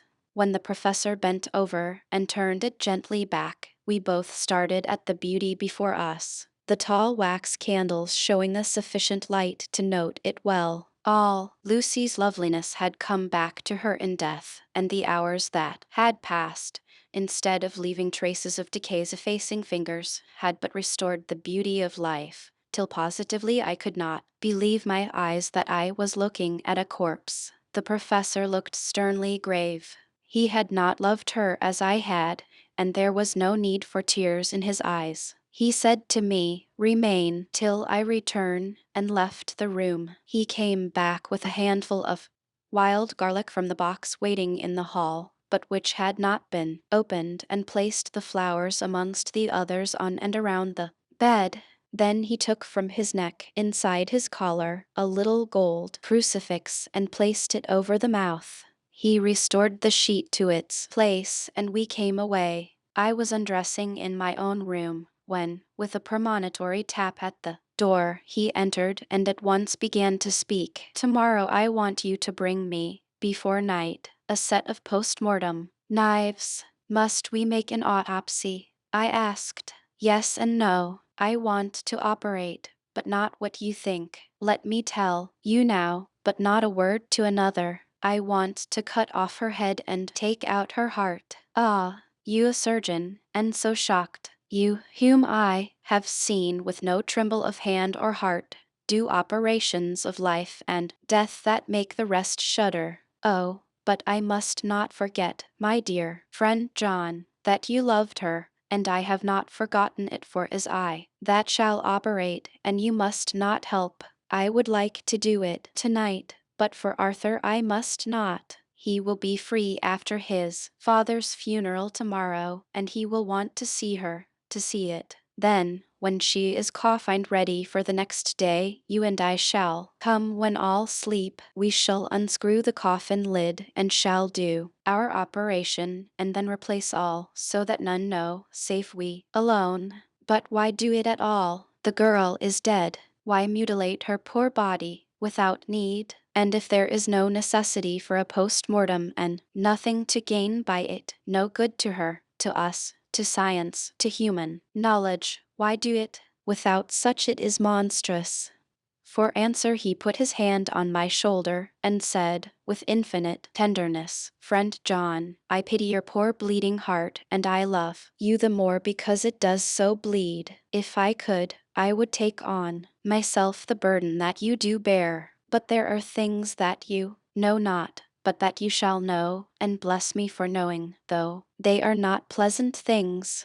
John, my child, you have been my friend now many years, and yet did you ever know me to do any without good cause? I may err, I am but man. but I believe in all I do. Was it not for these causes that you sent for me when the great trouble came? Yes. Were you not amazed, no horrified, when I would not let Arthur kiss his love, though she was dying, and snatched him away by all my strength? Yes, and yet you saw how she thanked me, with her so beautiful dying eyes, her voice, too, so weak, and she kissed my rough old hand and blessed me. Yes, and did you not hear me swear, promise to her, that so she closed her eyes grateful? Yes. Well, I have good reason now for all I want to do. You have for many years trust me. You have believed me weeks past, when there be things so strange that you may have well doubt. Believe me yet a little, friend John. If you trust me not, then I must tell what I think, and that is not perhaps well. And if I work, as work I shall, no matter, trust or no trust, without my friend trust in me, I work with heavy heart and feel oh so lonely when I want all help and courage that may be. He paused a moment and went on solemnly, Friend John, there are strange and terrible days before us. Let us not be two, but one, that, so we work to a good end. Will you not have faith in me? I took his hand and promised him. I held my door open as he went away and watched him go to his room and close the door. As I stood, without moving, I saw one of the maids pass silently along the passage. She had her back to me, so did not see me, and go into the room where Lucy lay. The sight touched me. Devotion is so rare, and we are so grateful to those who show it unasked to those we love. Here was a poor girl putting aside the terrors which she naturally had of death to go watch alone by the bier of the mistress whom she loved, so that the poor clay may not be lonely till laid to eternal rest. I must have slept long and soundly, for it was broad daylight when Van Helsing waked me by coming into my room. He came over to my bedside and said, You need not trouble about the knives. We shall not do it. Why not? I asked, for his solemnity of the night before had greatly impressed me, because, he said sternly, it is too late or too early. See, here he held up the little golden crucifix. This was stolen in the night. How stolen? I asked in wonder, since you have it now. Because I get it back from the worthless wretch who stole it from the woman who robbed the dead and the living. Her punishment will surely come, but not through me. She knew not altogether what she did, and thus unknowing, she only stole. Now we must wait. He went away on the word, leaving me with a new mystery to think of, a new puzzle to grapple with. The forenoon was a dreary time, but at noon the solicitor came, Mr. Marquand of Holman, Sons, Marquand and Litterdale. He was very genial and very appreciative of what we had done, and took off our hands all cares as to details. During lunch he told us that Mrs. Westenra had for some time expected sudden death from her heart, and had put her affairs in absolute order. He informed us that, with the exception of a certain entailed property of Lucy's father which now, in default of direct issue, went back to a distant branch of the family, the whole estate, real and personal, was left absolutely to Arthur Holmwood.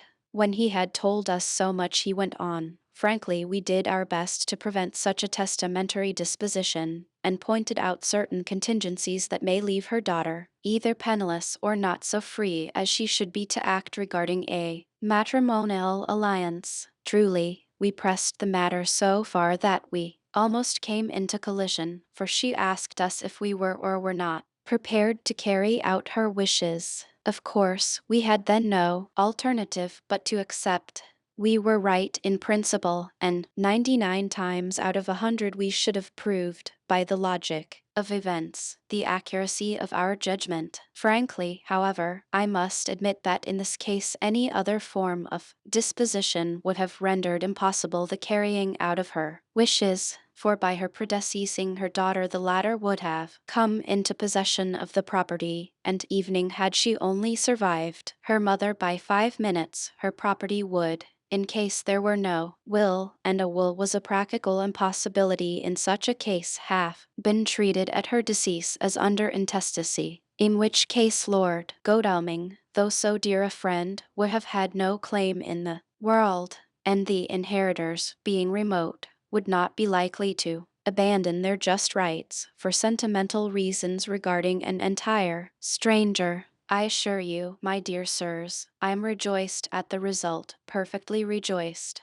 He was a good fellow, but his rejoicing at the one little part in which he was officially interested of so great a tragedy was an object lesson in the limitations of sympathetic understanding. He did not remain long, but said he would look in later in the day and see Lord Godalming. His coming, however, had been a certain comfort to us, since it assured us that we should not have to dread hostile criticism as to any of our acts. Arthur was expected at 5 o'clock, so a little before that time we visited the death chamber. It was so, in very truth, for now both mother and daughter lay in it. The undertaker, true to his craft, had made the best display he could of his goods, and there was a mortuary air about the place that lowered our spirits at once. Van Helsing ordered the former arrangement to be adhered to, explaining that, as Lord Godalming was coming very soon, it would be less harrowing to his feelings to see all that was left of his fiancée quite alone. The undertaker seemed shocked at his own stupidity, and exerted himself to restore things to the condition in which we left them the night before, so that when Arthur came such shocks to his feelings as we could avoid were saved.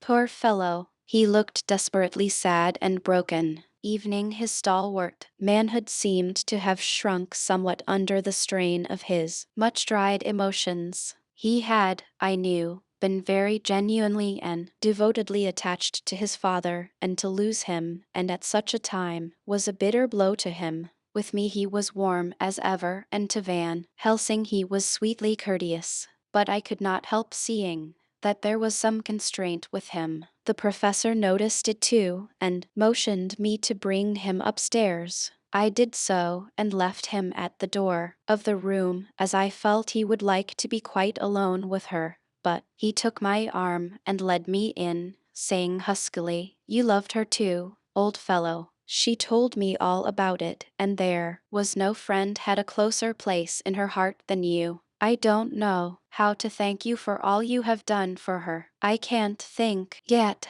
Here he suddenly broke down, and threw his arms round my shoulders and laid his head on my breast, crying, "Oh, Jack, Jack, what shall I do? The whole of life seems gone from me all at once, and there is nothing in the wide world for me to live for." I comforted him as well as I could.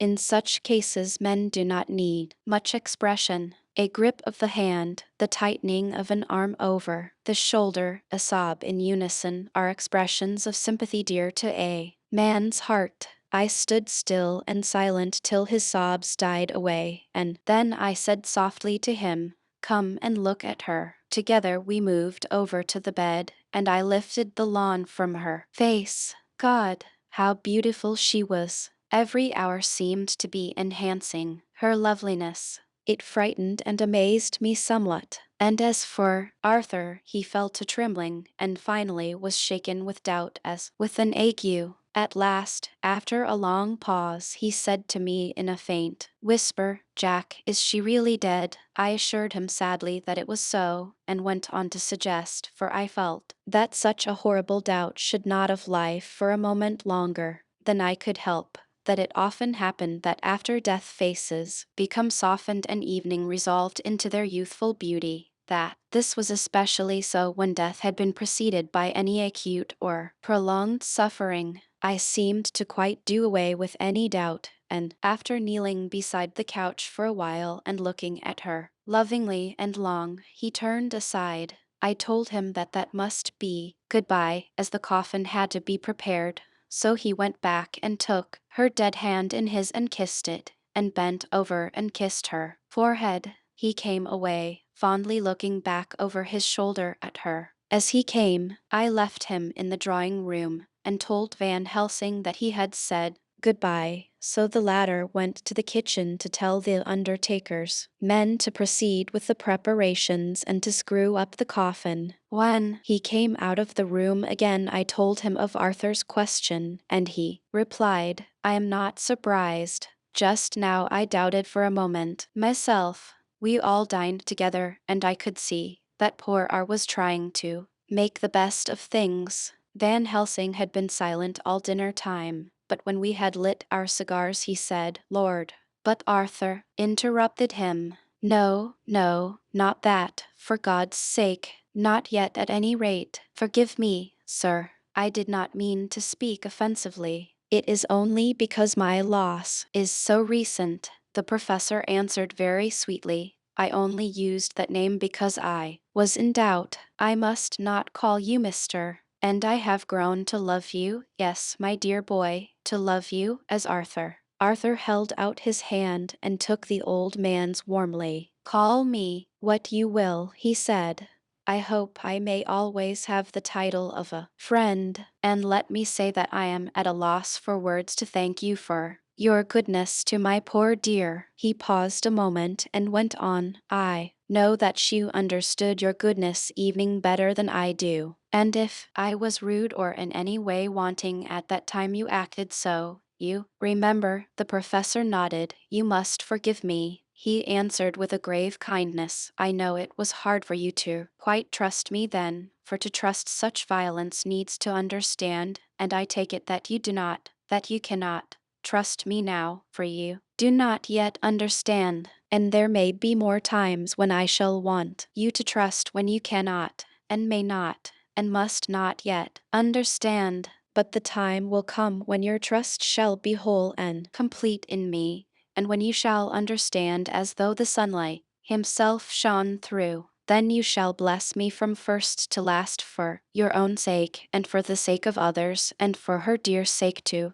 whom I swore to protect. And truly, truly, sir, said Arthur warmly, I shall in all ways trust you. I know and believe you have a very noble heart, and you are Jack's friend, and you were hers. You shall do what you like. The professor cleared his throat a couple of times as though about to speak, and finally said, May I ask you something now? Certainly. You know that Mrs. Westenra left you all her property. No, poor dear, I never thought of it, and as it is all yours, you have a right to deal with it as you will. I want you to give me permission to read all Miss Lucy's papers and letters. Believe me, it is no idle curiosity. I have a motive of which, be sure, she would have approved. I have them all here. I took them before we knew that all was yours, so that no strange hand may touch them, no strange eye look through words into her soul. I shall keep them. If I may evening you may not see them yet, but I shall keep them safe. No word shall be lost, and in the good time I shall give them back to you. It is a hard thing that I ask, but you will do it, will you not? For Lucy's sake? Arthur spoke out heartily, like his old self. Dr. Van Helsing, you may do what you will. I feel that in saying this I am doing what my dear one would have approved. I shall not trouble you with questions till the time comes. The old professor stood up as he said solemnly, and you are right. There will be pain for us all, but it will not be all pain, nor will this pain be the last. We and you too, you most of all, dear boy, will have to pass through the bitter water before we reach the sweet.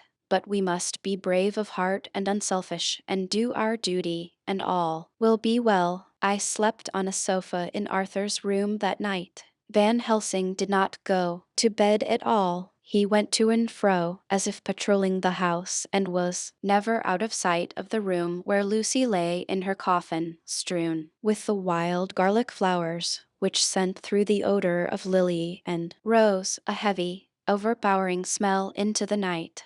Nina Harker's Journal, 22 September. In the train to Exeter, Jonathan sleeping. It seems only yesterday that the last entry was made, and yet how much between then in Whitby and all the world before me. Jonathan away and no news of him, and now married to Jonathan. Jonathan a solicitor, a partner, rich, master of his business, Mr. Hawkins dead and buried, and Jonathan with another attack that may harm him. Some day he may ask me about it. Down it all goes. I am rusty in my shorthand. See what unexpected prosperity does for us. So it may be as well to freshen it up again with an exercise anyhow. The service was very simple and very solemn. There were only ourselves and the servants there, one or two old friends of his from Exeter, his London agent, and a gentleman representing Sir John Paxton, the president of the Incorporated Law Society. Jonathan and I stood hand in hand, and we felt that our best and dearest friend was gone from us.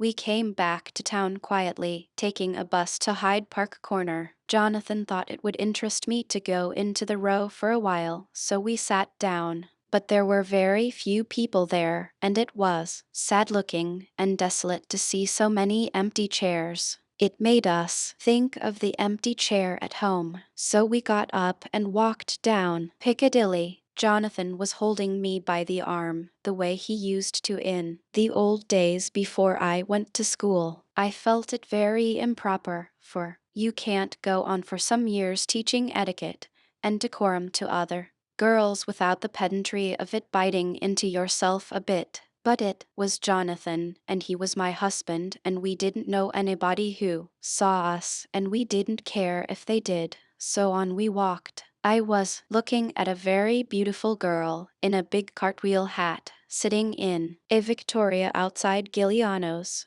when I felt Jonathan clutch my arm so tight that he hurt me, and he said under his breath, "My God, I am always anxious about Jonathan, for I fear that some nervous fit may upset him again." So I turned to him quickly and asked him what it was that disturbed him. He was very pale, and his eyes seemed bulging out as half in terror and half in amazement he gazed at a tall, thin man with a beaky nose and black mustache and pointed beard, who was also observing the pretty girl. He was looking at her so hard that he did not see either of us, and so I had a good view of him. His face was not a good face. It was hard and cruel and sensual and big white teeth that looked all the whiter because his lips were so red, were pointed like an animal's. Jonathan kept staring at him till I was afraid he would notice. I feared he may take it ill, he looked so fierce and nasty. I asked Jonathan why he was disturbed, and he answered, evidently thinking that I knew as much about it as he did. "Do you see who it is?" "No, dear," I said.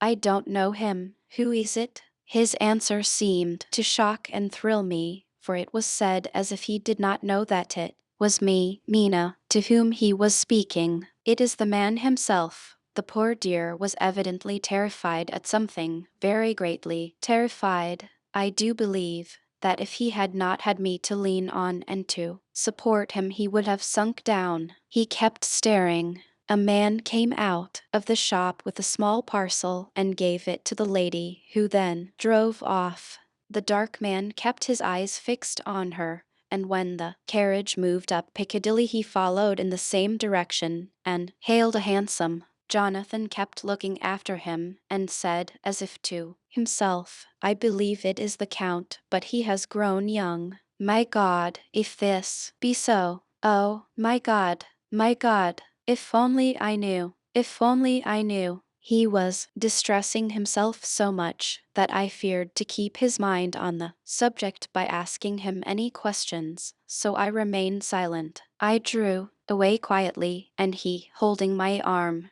came easily. We walked a little further and then went in and sat for a while in the Green Park. It was a hot day for autumn, and there was a comfortable seat in a shady place. After a few minutes staring at nothing, Jonathan's eyes closed and he went quickly into a sleep with his head on my shoulder. I thought it was the best thing for him, so did not disturb him. In about 20 minutes he woke up and said to me quite cheerfully, "Why, Mina, have I been asleep?" "Oh, do forgive me for being so rude. Come, and we'll have a cup of tea somewhere." He had evidently forgotten all about the dark stranger, as in his illness he had forgotten all that this episode had reminded him of. "I don't like this lapsing into forgetfulness. It may make or continue some injury to the brain. I must not ask him, for fear I shall do more harm than good, but I must somehow learn the facts of his journey abroad. The time is come, I fear, when I must open the parcel and know what is written. Oh, Jonathan, you will, I know, forgive me if I do wrong, but it is for your own dear sake. Later, a sad homecoming in every way, the house empty of the dear soul who was so good to us. Jonathan still pale and dizzy under a slight relapse of his malady, and now a telegram from Van Helsing, whoever he may be. "You will be grieved to hear that Mrs. Westenra died 5 days ago, and that Lucy died the day before yesterday. They were both buried today. Oh, what a wealth of sorrow in a few words. Poor Mrs. Westenra, poor Lucy, gone, gone, never to return to us. And poor Arthur, to have lost such a sweetness out of his life. God help us all to bear our troubles." D.R. Seward's Diary, Cont. 22 September. It is all over. Arthur has gone back to Ring, and has taken Quincy Morris with him. What a fine fellow is Quincy! I believe in my heart of hearts that he suffered as much about Lucy's death as any of us, but he bore himself through it like a moral Viking. If America can go on breeding men like that, she will be a power in the world truly. Van Helsing is lying down having a rest, preparatory to his journey. He goes to Amsterdam tonight, but says he returns tomorrow night, that he only wants to make some arrangements, which can only be made personally. He is to stop with me then, if he can. He says he has work to do in London, which may take him some time. Poor old fellow. I fear that the strain of the past week has broken down even his iron strength. All the time of the burial he was, I could see, putting some terrible restraint on himself. When it was all over, we were standing beside Arthur, who, poor fellow, was speaking of his part in the operation where his blood had been transfused to his Lucy's veins. I could see Van Helsing's face grow white and purple by turns. Arthur was saying that he felt since then as if they two had been really married, and that she was his wife in the sight of God. None of us said a word of the other operations, and none of us ever shall. Arthur and Quincy went away together to the station, and Van Helsing and I came on here. The moment we were alone in the carriage, he gave way to a regular fit of hysterics. He has denied to me since that it was hysterics, and insisted that it was only his sense of humor asserting itself under very terrible conditions. He laughed till he cried, and I had to draw down the blinds lest any one should see us and misjudge. And then he cried till he laughed again, and laughed and cried together, just as a woman does. I tried to be stern with him, as one is to a woman under the circumstances, but it had no effect. Men and women are so different in manifestations of nervous strength or weakness. Then, when his face grew grave and stern again, I asked him why his mirth, and why at such a time. His reply was in a way characteristic of him, for it was logical and forceful and mysterious. He said, "Ah, you don't comprehend, friend John. Do not think that I am not sad, though I laugh. See, I have cried evening when the laugh did choke me, but no more think that I am all sorry when I cry, for the laugh he come just the same. Keep it always with you that laughter who knock at your door and say, 'May I come in?' is not true laughter. No, he is a king, and he come when and how he like. He ask no person, he choose no time of suitability. He say, 'I am here. Behold, an example. I grieve my heart out for that so sweet young girl. I give my blood for her, though I am old and worn. I give my time, my skill, my sleep, I let my other suffers want that she may have all, and yet I can laugh at her very grave, laugh when the clay from the spade of the sexton drop upon her coffin and say thud, thud, to my heart, till it send back the blood from my cheek. My heart bleed for that poor boy, that dear boy, so of the age of mine own boy had I been so blessed that he live, and with his hair and eyes the same. There, you know now why I love him so. And yet when he say things that touch my husband heart to the quick, and make my father heart yearn to him as to no other man, not evening you, friend John, for we are more level in experiences than father and son, at evening at such a moment king laugh he come to me and shout and bellow in my ear, here I am, till the blood come dance back and bring some of the sunshine that he carry with him to my cheek. Oh, friend John, it is a strange world, a sad world, a world full of miseries and woes and troubles. And yet, when King Laugh come, he make them all dance to the tune he play, bleeding hearts and dry bones of the churchyard and tears that burn as they fall, all dance together to the music that he make with that smileless mouth of him. And believe me, friend John, that he is good to come and kind. Ah, we men and women are like ropes drawn tight with strain, that pull us different ways. Then tears come, and like the rain on the ropes, they brace us up until perhaps the strain become too great and we break.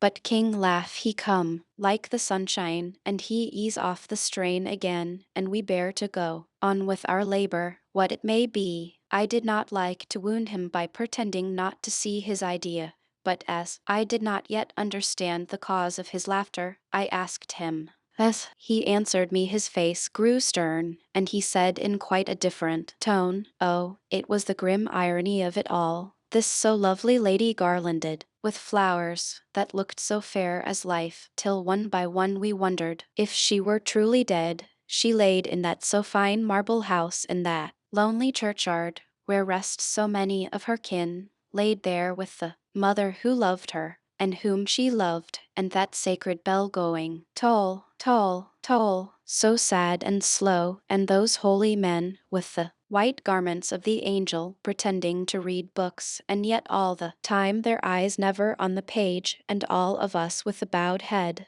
And all for what? She is dead, so, is it not? Well, for the life of me, Professor, I said, I can't see anything to laugh at in all that. Why, your expression makes it a harder puzzle than before. But evening, if the burial service was comic, what about poor R and his trouble? Why, his heart was simply breaking. Just so, said he not, that the transfusion of his blood to her veins had made her truly his bride? Yes, and it was a sweet and comforting idea for him. Quite so. But there was a difficulty, friend John. If so that, then, what about the others? Ho, ho, then this so sweet maid is a polyandrist, and me, with my poor wife dead to me, but alive by church's law, though no wits, all gone, evening I, who am faithful, husband to this now no wife, am bigamist. I don't see where the joke comes in there either. I said, and I did, not feel particularly pleased with him for saying such things. He laid his hand on my arm and said, Friend John, forgive me if I pain. I showed not my feeling to others when it would wound, but only to you, my old friend, whom I can trust.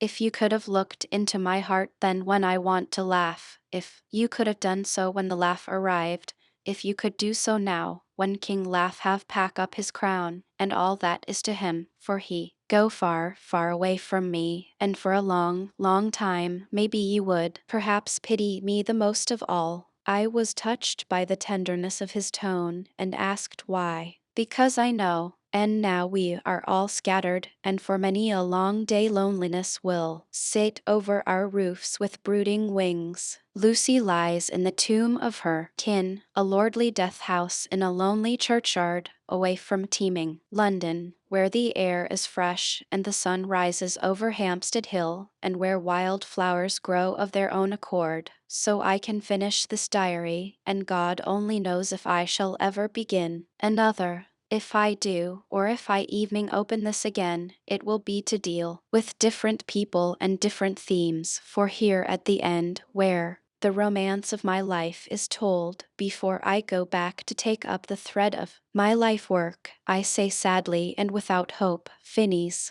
The Westminster Gazette, 25 September. A Hampstead mystery. The neighborhood of Hampstead is just at present exercised with a series of events which seem to run on lines parallel to those of what was known to the writers of headlines as the Kensington Horror, or the Stabbing Woman, or the Woman in Black. During the past 2 or 3 days several cases have occurred of young children straying from home or neglecting to return from their playing on the heath. In all these cases the children were too young to give any properly intelligible account of themselves, but the consensus of their excuses is that they had been with a blue-fur lady. It has always been late in the evening when they have been missed, and on 2 occasions the children have not been found until early in the following morning. It is generally supposed in the neighborhood that, as the first child missed gave as his reason for being away that a blue-fur lady had asked him to come for a walk, the others had picked up the phrase and used it as occasion served.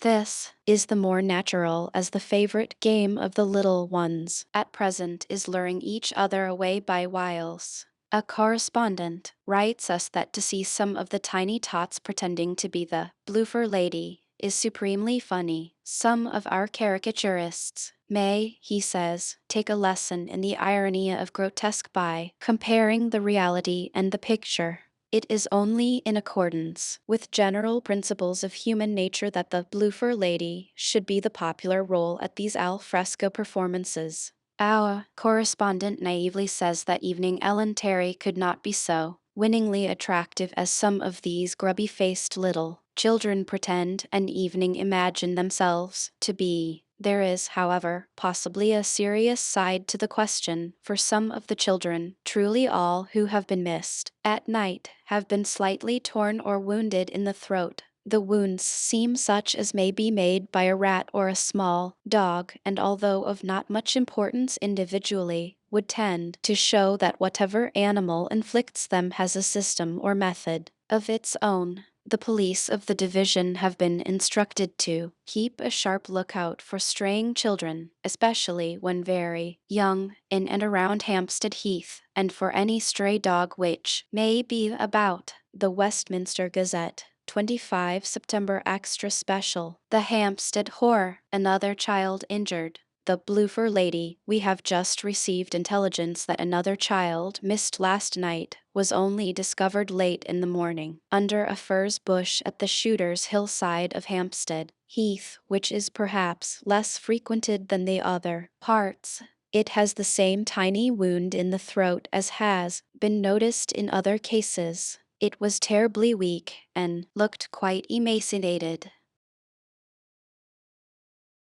Chapter 14. Mina Harker's Journal, 23 September. Jonathan is better after a bad night. I am so glad that he has plenty of work to do, for that keeps his mind off the terrible things, and oh, I am rejoiced that he is not now weighed down with the responsibility of his new position. I knew he would be true to himself, and now how proud I am to see my Jonathan rising to the height of his advancement and keeping pace in all ways with the duties that come upon him. He will be away all day till late, for he said he could not lunch at home. My household work is done, so I shall take his foreign journal and lock myself up in my room and read it. 24 September. I hadn't the heart to write last night. That terrible record of Jonathan's upset me so. Poor dear, how he must have suffered, whether it be true or only imagination. I wonder if there is any truth in it at all. Did he get his brain fever and then write all those terrible things, or had he some cause for it all? I suppose I shall never know, for I dare not open the subject to him. And yet, that man we saw yesterday, he seemed quite certain of him, poor fellow. I suppose it was the funeral upset him and sent his mind back on some train of thought. He believes it all himself.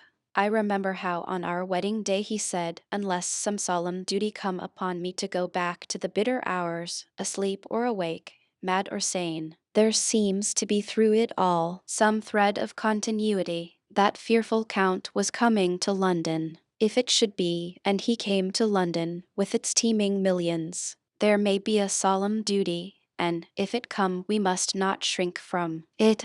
I shall be prepared. I shall get my typewriter this very hour and begin transcribing. Then we shall be ready for other eyes if required, and if it be wanted, then, perhaps, if I am ready, poor Jonathan may not be upset, for I can speak for him and never let him be troubled or worried with it at all. If ever Jonathan quite gets over the nervousness, he may want to tell me of it all, and I can ask him questions and find out things, and see how I may comfort him. Letter, Van Helsing to Mrs. Harker, 24 September. Confidence. Dear Madam, I pray you to pardon my writing, in that I am so far friend as that I sent to you sad news of Miss Lucy Westenra's death.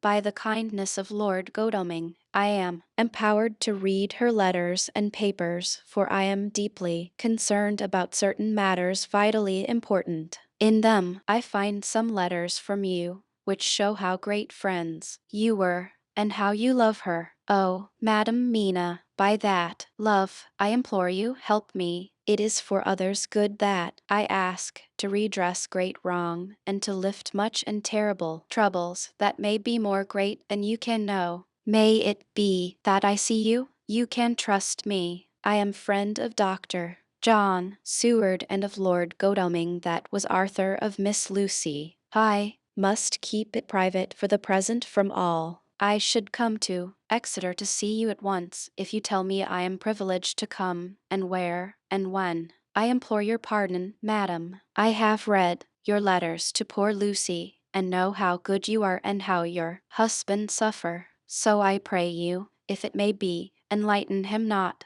lest it may harm. Again your pardon and forgive me. Van Helsing, telegram, Mrs. Harker to Van Helsing, 25 September. Come today by 10:15 train if you can catch it. Can see you any time you call. Wilhelmina Harker, Mina Harker's Journal, 25 September. I cannot help feeling terribly excited as the time draws near for the visit of Dr. Van Helsing, for somehow I expect that it will throw some light upon Jonathan's sad experience, and as he attended poor dear Lucy in her last illness, he can tell me all about her. That is the reason of his coming. It is concerning Lucy and her sleepwalking, and not about Jonathan. Then I shall never know the real truth now. How silly I am. That awful journal gets hold of my imagination and tinges everything with something of its own color. Of course it is about Lucy. That habit came back to the poor dear, and that awful night on the cliff must have made her ill. I had almost forgotten in my own affairs how ill she was afterwards. She must have told him of her sleepwalking adventure on the cliff, and that I knew all about it, and now he wants me to tell him what I know, so that he may understand. I hope I did right in not saying anything of it to Mrs. Westenra. I should never forgive myself if any act of mine, or it evening a negative one, brought harm on poor dear Lucy. I hope, too, Dr. Van Helsing will not blame me. I have had so much trouble and anxiety of late, that I feel I cannot bear more just at present. I suppose a cry does us all good at times, clears the air as other rain does. Perhaps it was reading the journal yesterday that upset me, and then Jonathan went away this morning to stay away from me a whole day and night. The first time we have been parted since our marriage. I do hope the dear fellow will take care of himself. and that nothing will occur to upset him. It is 2 o'clock, and the doctor will be here soon now. I shall say nothing of Jonathan's journal unless he asks me. I am so glad I have typewritten out my own journal so that, in case he asks about Lucy, I can hand it to him.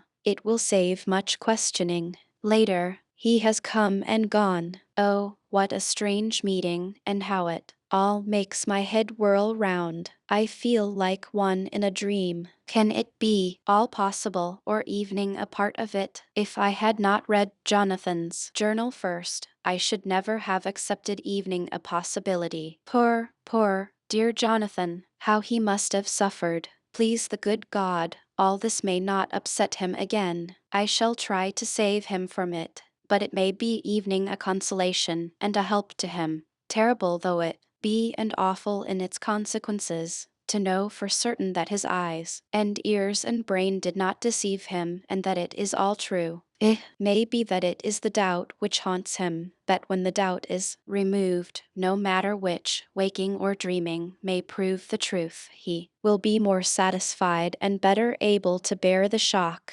Dr. Van Helsing must be a good man as well as a clever one, if he is Arthur's friend and Dr. Seward's, and if they brought him all the way from Holland to look after Lucy. I feel from having seen him that he is good and kind and of a noble nature. When he comes tomorrow I shall ask him about Jonathan. And then, please God, all this sorrow and anxiety may lead to a good end. I used to think I would like to practice interviewing. Jonathan's friend on the Exeter News told him that memory is everything in such work, that you must be able to put down exactly almost every word spoken, even if you had to refine some of it afterwards. Here was a rare interview. I shall try to record it verbatim. It was 2:30 when the knock came. I took my courage a due means and waited. In a few minutes Mary opened the door and announced Dr. Van Helsing. I rose and bowed, and he came towards me, a man of medium weight, strongly built, with his shoulders set back over a broad, deep chest, and a neck well balanced on the trunk as the head is on the neck. The poise of the head strikes me at once as indicative of thought and power. The head is noble, well-sized, broad and large behind the ears. The face, clean-shaven, shows a hard, square chin, a large, resolute, mobile mouth, a good-sized nose, rather straight, but with quick, sensitive nostrils that seem to broaden as the big bushy brows come down and the mouth tightens. The forehead is broad and fine, rising at first almost straight and then sloping back above two bumps or ridges wide apart, such a forehead that the reddish hair cannot possibly tumble over it, but falls naturally back into the sides. Big, dark blue eyes are set widely apart and are quick and tender or stern with the man's moods. He said to me, "Mrs. Parker, is it not?" I bowed assent. That was Miss Mina Murray. Again I assented. "It is Mina Murray that I came to see, that was friend of that poor dear child Lucy Westenra." "Madam Mina, it is on account of the dead that I come, sir," I said. "You could have no better claim on me than that you were a friend and helper of Lucy Westenra." And I held out my hand. He took it and said tenderly, "Oh, Madam Mina, I know that the friend of that poor little girl must be good, but I had yet to learn." He finished his speech with a courtly bow. I asked him what it was that he wanted to see me about, so he at once began. "I have read your letters to Miss Lucy. Forgive me, but I had to begin to inquire somewhere, and there was none to ask. I know that you were with her at Whitby. She sometimes kept a diary. You need not look surprised, Madam Mina. It was begun after you had left, and was an imitation of you, and in that diary she traces by inference certain things to a sleepwalking in which she puts down that you saved her. In great perplexity then I come to you, and ask you out of your so much kindness to tell me all of it that you can remember. I can tell you, I think, Dr. Van Helsing, all about it." Ah, then you have good memory for facts, for details. It is not always so with young ladies. No, doctor, but I wrote it all down at the time. I can show it to you if you like. Oh, Madam Mina, I will be grateful. You will do me much favor. I could not resist the temptation of mystifying him a bit. I suppose it is some taste of the original apple that remains still in our mouths, so I handed him the shorthand diary. He took it with a grateful bow and said, "May I read it?" "If you wish," I answered as demurely as I could. He opened it, and for an instant his face fell. Then he stood up and bowed. "Oh, you so clever woman," he said. I knew long that Mr. Jonathan was a man of much thankfulness, but see his wife have all the good things, and will you not so much honor me and so help me as to read it for me? Alas, I know not the shorthand. By this time my little joke was over, and I was almost ashamed, so I took the typewritten copy from my work basket and handed it to him. "Forgive me," I said. I could not help it, but I had been thinking that it was of dear Lucy that you wished to ask, and so that you may not have time to wait, not on my account, but because I know your time must be precious, I have written it out on the typewriter for you." He took it and his eyes glistened. "You are so good," he said. "And may I read it now? I may want to ask you some things when I have read." "By all means," I said, "read it over whilst I order lunch, and then you can ask me questions whilst we eat." He bowed and settled himself in a chair with his back to the light, and became so absorbed in the papers, whilst I went to see after lunch, chiefly in order that he may not be disturbed. When I came back, I found him walking hurriedly up and down the room, his face all ablaze with excitement. He rushed up to me and took me by both hands. "Oh, Madam Mina," he said, "how can I say what I owe to you? This paper is as sunshine. It opens the gate to me. I am dazed. I am dazzled with so much light, and yet clouds roll in behind the light every time, but that you cannot comprehend. Oh, but I am grateful to you, you so clever woman." "Madam," he said this very solemnly, "if ever Abraham Van Helsing can do anything for you or yours, I trust you will let me know. It will be pleasure and delight, if I may serve you as a friend, but all I have ever learned, all I can ever do, shall be for you and those you love. There are darknesses in life, and there are lights. You are one of the lights. You will have a happy life and a good life, and your husband will be blessed in you. But, doctor, you praise me too much, and you do not know me, not know you. I, who am old, and who have studied all my life men and women, I who have made my specialty the brain and all that belongs to him and all that follow from him. And I have read your diary that you have so goodly written for me, and which breathes out truth in every line. I, who have read your so sweet letter to poor Lucy of your marriage and your trust, not know you. Oh, Madam Mina, good women tell all their lives, and by day and by hour and by minute, such things that angels can read, and we men who wish to know have in us something of angels' eyes. Your husband is noble nature, and you are noble too, for you trust, and trust cannot be where there is mean nature. And your husband, tell me of him. Is he quite well? Is all that fever gone? And is he strong and hearty? I saw here an opening to ask him about Jonathan, so I said he was almost recovered, but he has been greatly upset by Mr. Hawkins' death."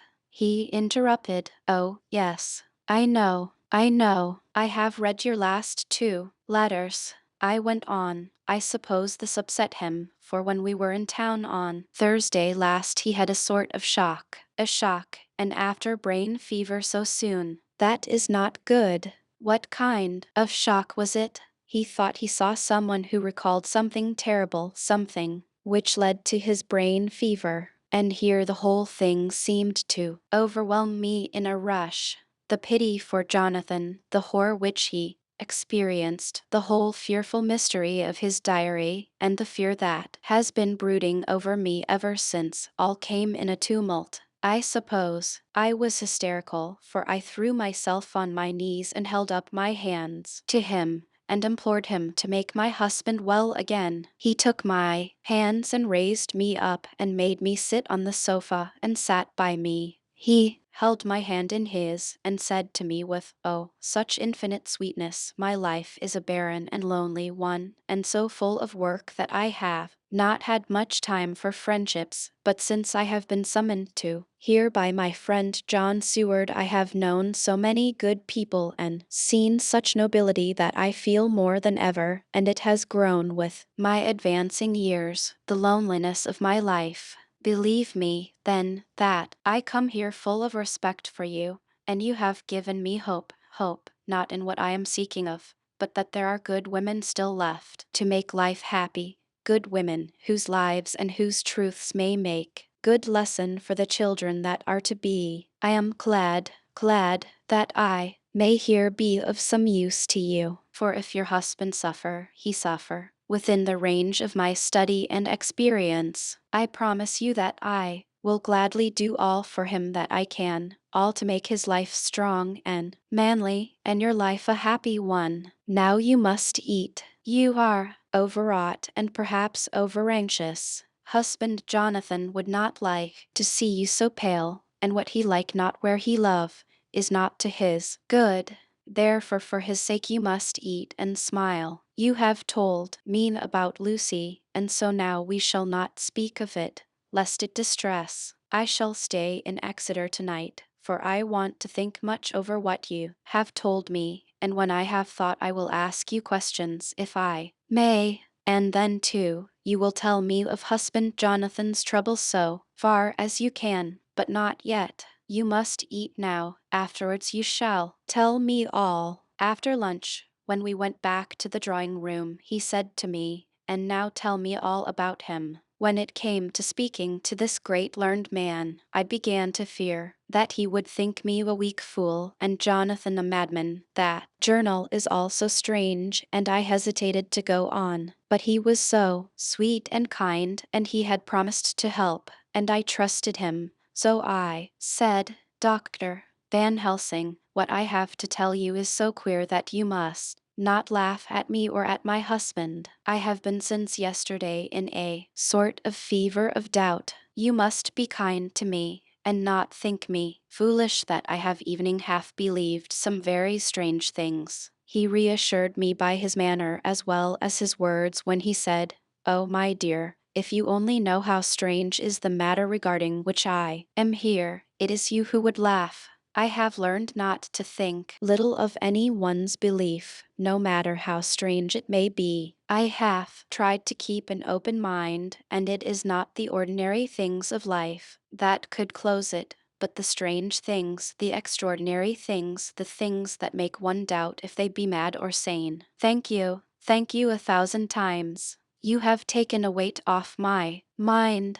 If you will let me, I shall give you a paper to read. It is long, but I have typewritten it out. It will tell you my trouble and Jonathan's. It is the copy of his journal when abroad and all that happened. I dare not say anything of it. You will read for yourself and judge, and then when I see you, perhaps you will be very kind and tell me what you think. I promise, he said as I gave him the papers. I shall in the morning, as soon as I can, come to see you and your husband if I may. Jonathan will be here at 11:30, and you must come to lunch with us and see him then. You could catch the quick 3:34 train, which will leave you at Paddington before 8. He was surprised at my knowledge of the trains offhand, but he does not know that I have made up all the trains to and from Exeter, so that I may help Jonathan in case he is in a hurry. So he took the papers with him and went away, and I sit here thinking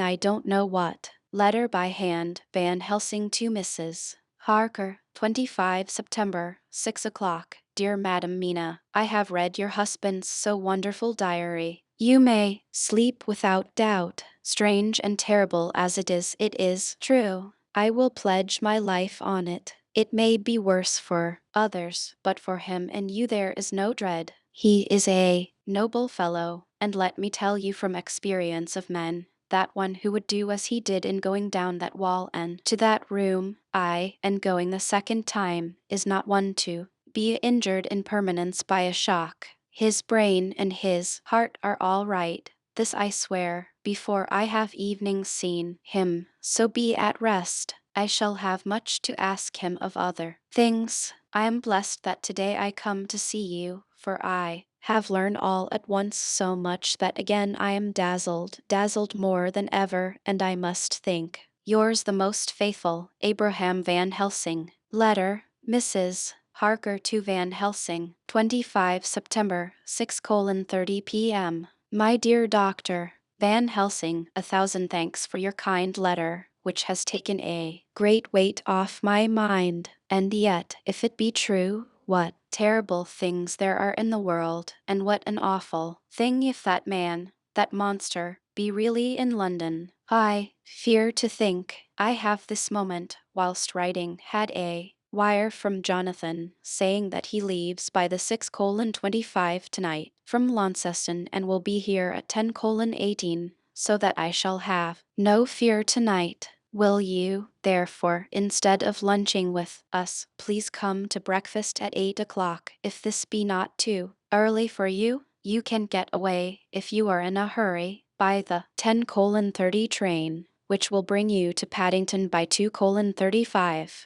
Do not answer this, as I shall take it that, if I do not hear, you will come to breakfast. Believe me, your faithful and grateful friend, Mina Harker. Jonathan Harker's Journal, 26 September. I thought never to write in this diary again, but the time has come. When I got home last night Mina had supper ready, and when we had supped she told me of Van Helsing's visit, and of her having given him the 2 diaries copied out, and of how anxious she has been about me. She showed me in the doctor's letter that all I wrote down was true. It seems to have made a new man of me. It was the doubt as to the reality of the whole thing that knocked me over. I felt impotent and in the dark and distrustful, but now that I know, I am not afraid. Evening of the Count. He has succeeded after all, then, in his design in getting to London, and it was he I saw. He has got younger, and how? Van Helsing is the man to unmask him and hunt him out, if he is anything like what Mina says. We sat late and talked it over. Mina is dressing, and I shall call at the hotel in a few minutes and bring him over. He was, I think, surprised to see me. When I came into the room where he was and introduced myself, he took me by the shoulder and turned my face round to the light and said, after a sharp scrutiny, "But Madam Mina told me you were ill, that you had had a shock." It was so funny to hear my wife called Madam Mina by this kindly, strong-faced old man. I smiled and said, I was ill. I have had a shock, but you have cured me already. And how? By your letter to Mina last night. I was in doubt, and then everything took a hue of unreality, and I did not know what to trust, evening the evidence of my own senses. Not knowing what to trust, I did not know what to do, and so had only to keep on working in what had hitherto been the groove of my life. The groove ceased to avail me, and I mistrusted myself. Doctor, you don't know what it is to doubt everything, even yourself. No, you don't. You couldn't with eyebrows like yours. He seemed pleased and laughed as he said, so, you are a physiognomist. I learn more here with each hour. I am with so much pleasure coming to you to breakfast, and oh, sir, you will pardon praise from an old man, but you are blessed in your wife. I would listen to him go on praising Mina for a day, so I simply nodded and stood silent. She is one of God's women, fashioned by his own hand to show us men and other women that there is a heaven where we can enter, and that its light can be here on earth. So true, so sweet, so noble, so little an egoist, and that, let me tell you, is much in this age, so skeptical and selfish. And you, sir, I have read all the letters to poor Miss Lucy, and some of them speak of you, so I know you since some days from the knowing of others,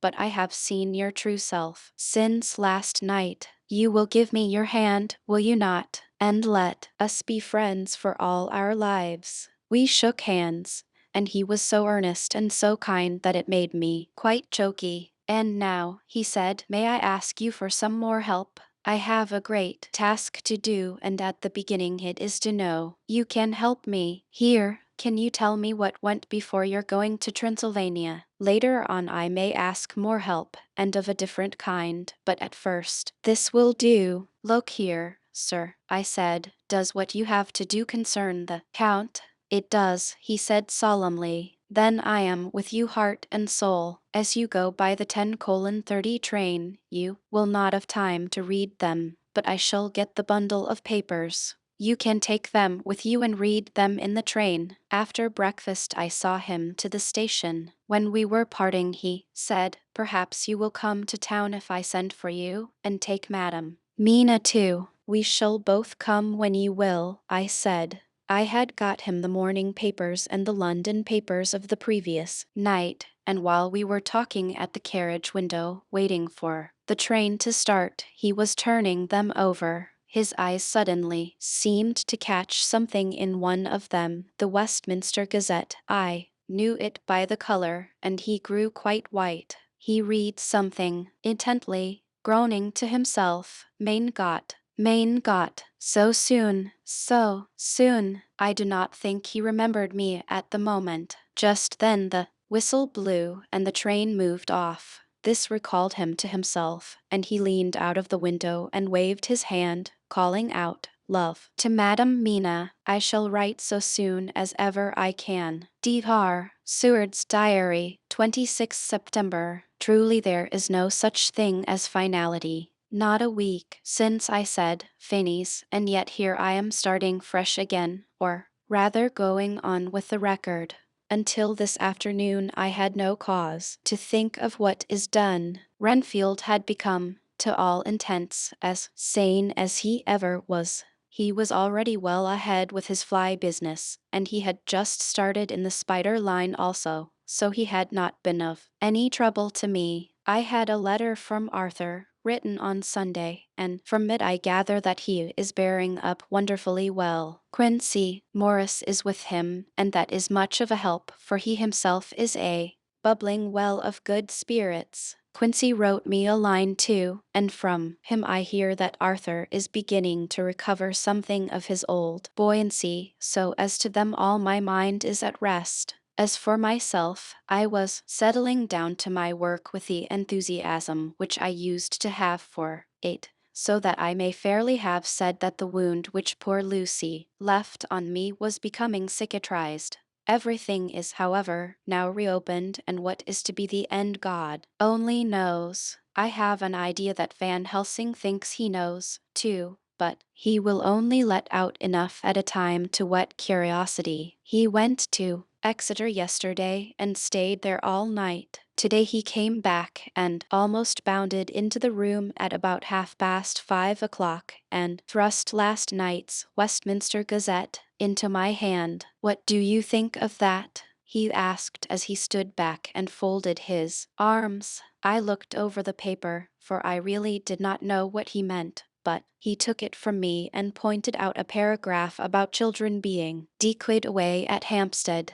It did not convey much to me until I reached a passage where it described small puncture wounds on their throats. An idea struck me, and I looked up. Well, he said, it is like poor Lucy's. And what do you make of it? Simply that there is some cause in common. Whatever it was that injured her has injured them. I did not quite understand his answer. That is true indirectly, but not directly. How do you mean, Professor? I asked. I was a little inclined to take his seriousness lightly, for, after all, 4 days of rest and freedom from burning, harrowing anxiety does help to restore one's spirits, but when I saw his face, it sobered me. Never, evening in the amid of our despair about poor Lucy, had he looked more stern. Tell me, I said, I can hazard no opinion. I do not know what to think, and I have no data on which to found a conjecture.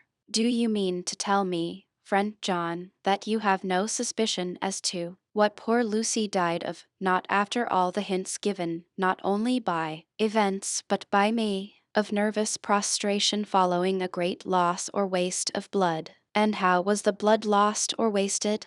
I shook my head. He stepped over and sat down beside me, and went on. You are a clever man, friend John. You reason well, and your wit is bold, but you are too prejudiced. You do not let your eyes see nor your ears hear, and that which is outside your daily life is not of account to you. Do you not think that there are things which you cannot understand, and yet which are that some people see things that others cannot? But there are things old and new which must not be contemplated by men's eyes, because they know, or think they know, some things which other men have told them. Ah, it is the fault of our science that it wants to explain all, and if it explain not, then it says there is nothing to explain. But yet we see around us every day the growth of new beliefs, which think themselves new, and which are yet but the old, which pretend to be young like the fine ladies at the opera. I suppose now you do not believe in corporeal transference. No, nor in materialization. No, nor in astral bodies. No, nor in the reading of thought. No, nor in hypnotism.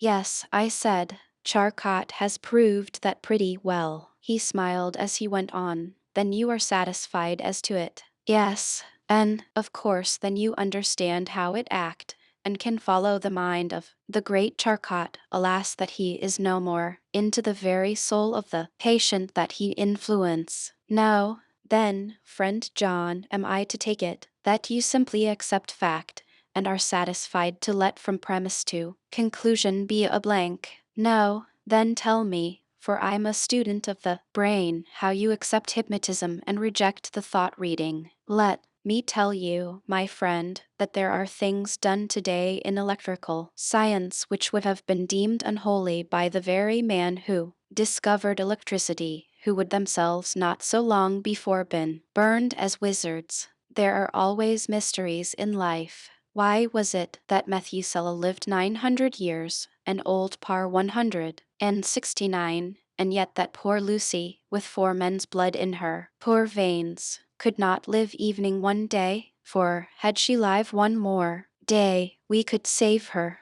Do you know all the mystery of life and death?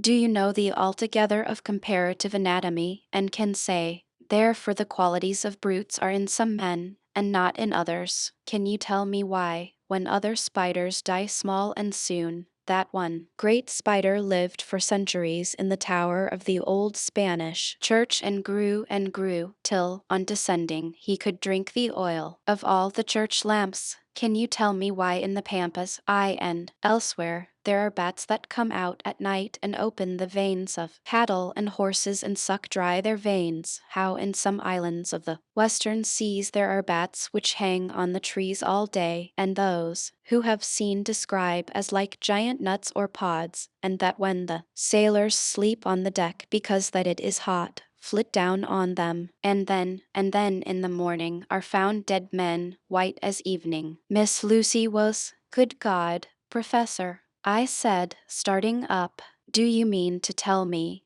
that Lucy was bitten by such a bat, and that such a thing is here in London in the 19th century? He waved his hand for silence and went on. Can you tell me why the tortoise lives more long than generations of men? Why the elephant goes on and on till he have seized dynasties, and why the parrot never die only of bite of cat, of dog, or other complaint? Can you tell me why men believe in all ages and places that there are men and women who cannot die? We all know, because science has vouched for the fact. that there have been toads shut up in rocks for thousands of years, shut in one so small hole that only hold him since the youth of the world. Can you tell me how the Indian fakir can make himself to die and have been buried, and his grave sealed and corn sowed on it, and the corn reaped and be cut and sown and reaped and cut again, and then men come and take away the unbroken seal, and that there lie the Indian fakir, not dead, but that rise up and walk amongst them as before? Here I interrupted him. I was getting bewildered. He so crowded on my mind his list of nature's eccentricities and possible impossibilities that my imagination was getting fired. I had a dim idea that he was teaching me some lesson, as long ago he used to do in his study at Amsterdam, but he used them to tell me the thing so that I could have the object of thought in mind all the time. But now I was without his help, yet I wanted to follow him, so I said, Professor, let me be your pet student again. Tell me the thesis, so that I may apply your knowledge as you go on. At present I am going, in my mind from point to point as a madman, and not a sane one follows an idea. I feel like a novice lumbering through a bog in amid, jumping from one tussock to another in the mere blind effort to move on without knowing where I am going. That is a good image, he said. Well, I shall tell you. My thesis is this: I want you to believe. To believe what? To believe in things that you cannot. Let me illustrate. I heard once of an American who so defined faith, that faculty which enables us to believe things which we know to be untrue. For one, I follow that man. He meant that we shall have an open mind and not let a little bit of truth check the rush of the big truth, like a small rock does a railway truck. We get the small truth first. Good. We keep him, and we value him, but all the same we must not let him think himself all the truth in the universe.